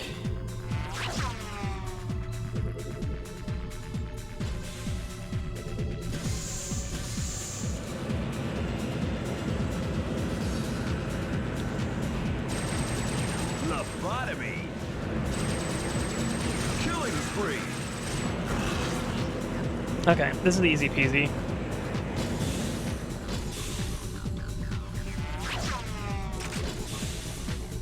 Just gonna grab this one. And basically just funnel them. I can optionally hold the last one. I feel like I have to. Because I'm afraid of them slipping past and then grabbing the other objectives.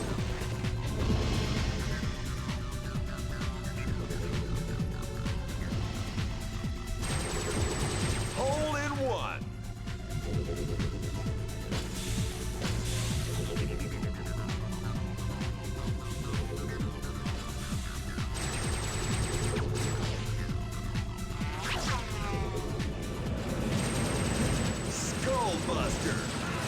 Killing frenzy.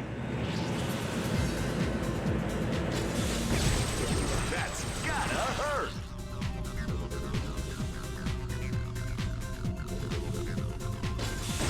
Open head surgery.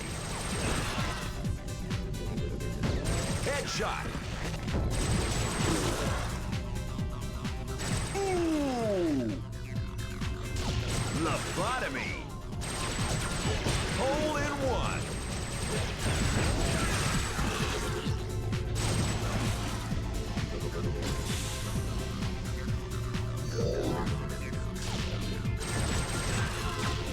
Killing frenzy.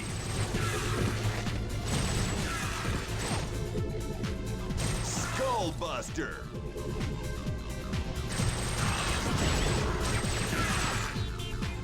Lobotomy. That's gotta hurt. When it gets close to the next one, I'm probably gonna go over and try to cap this one.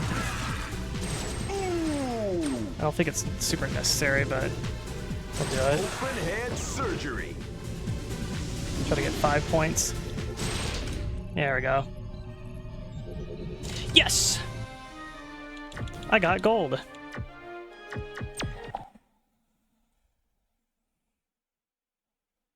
That one's like, it's a little confusing at first. Once you know what to do, it's pretty easy.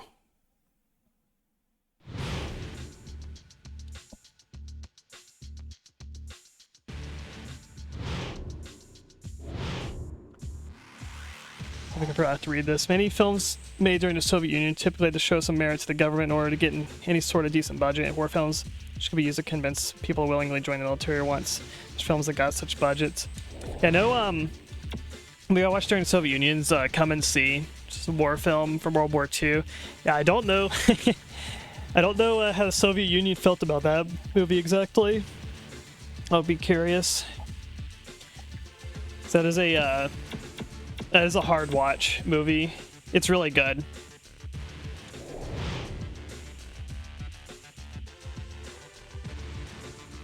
Get first 3 minutes 30 seconds. I think this is the Great choice. I sound like Tony the Tiger. Great.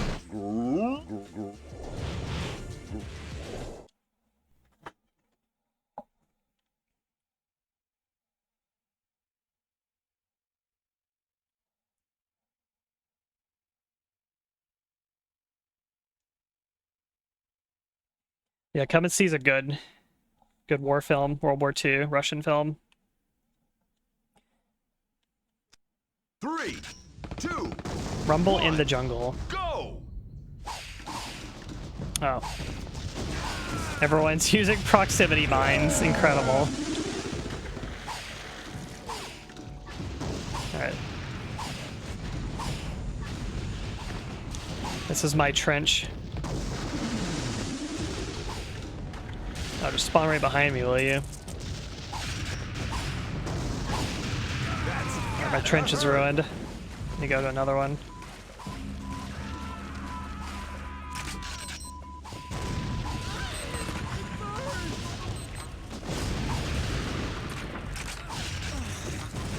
Double flare gun. Oh, he doesn't have fingers, so there's just no like finger animation for the reloads. It's funny. Hole in one.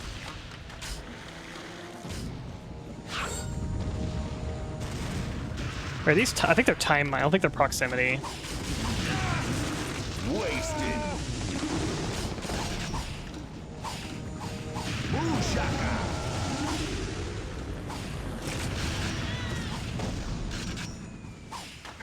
Oh, Heat Seeker. Hell yeah. The Half-Life 2 rocket launcher.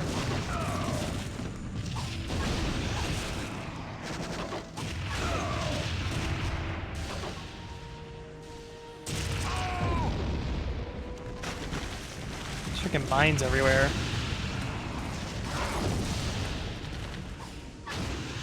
Killing spree. What's my time limit? 3 minutes and 30. Yeah, they give you a lot of time in this one. There's a lot of people to kill.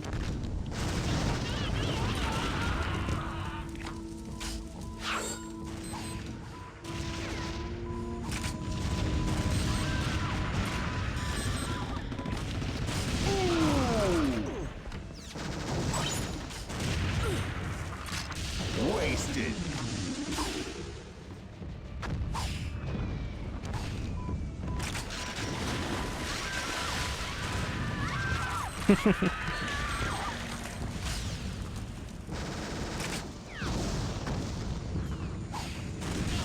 gotta hurt. I can actually destroy the mines, cool. Not sure if you can do that. Killing spree.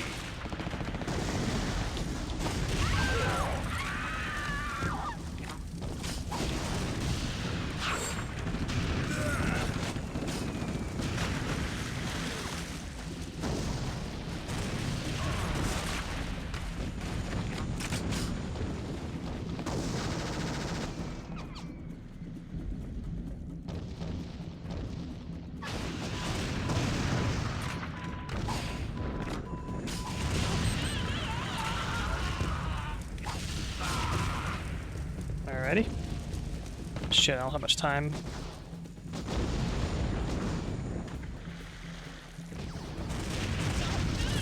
Alright. One more guy.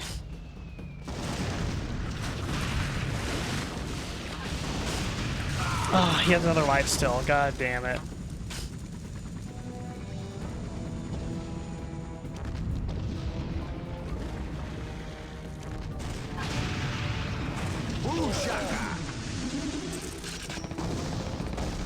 I think I killed him too, but I think he had another life.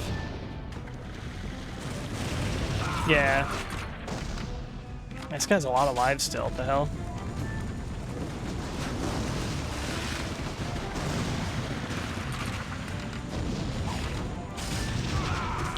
The hell? And he's got so many lives left. This guy's not been dying this whole match. There we go. It's probably a bronze. Yeah, freaking bronze. I'll just continue. I haven't seen the bronze statue. Or the bronze trophy, even.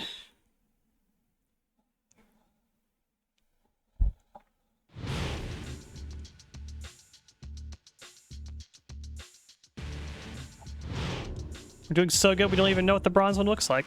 That's the monkey. What's up?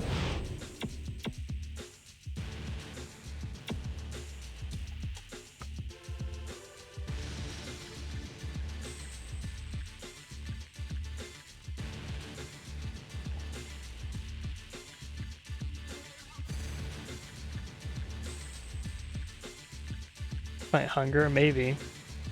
Yeah, I'm anticipating. You're sick? Oh, is it bad? Okay.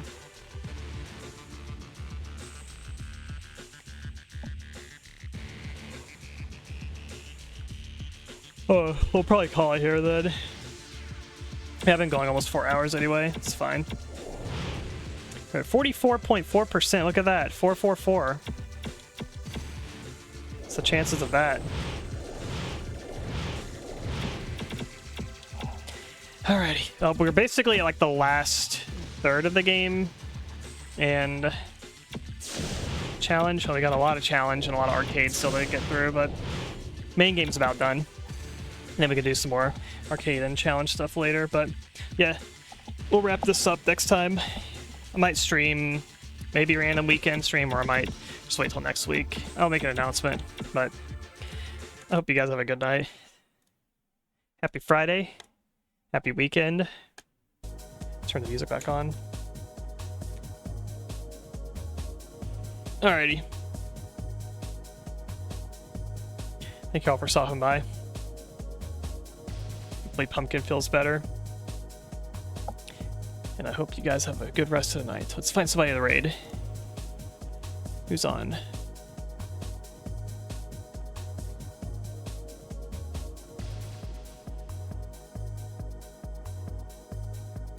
Yeah, you can pick. Go ahead.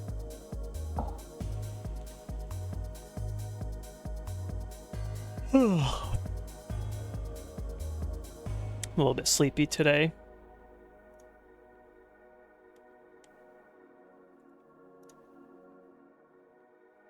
Raid. Inetsuki. I just don't RE6. Yeah, I don't think I've raided her before. I think you've been in collabs with her before, but I don't think I've raided her before. I do follow her. classic Resident Evil 6. Really good game. Alrighty. Hope you guys have a good night. We'll do more Time Splitters next time. We'll see you all later. Peace.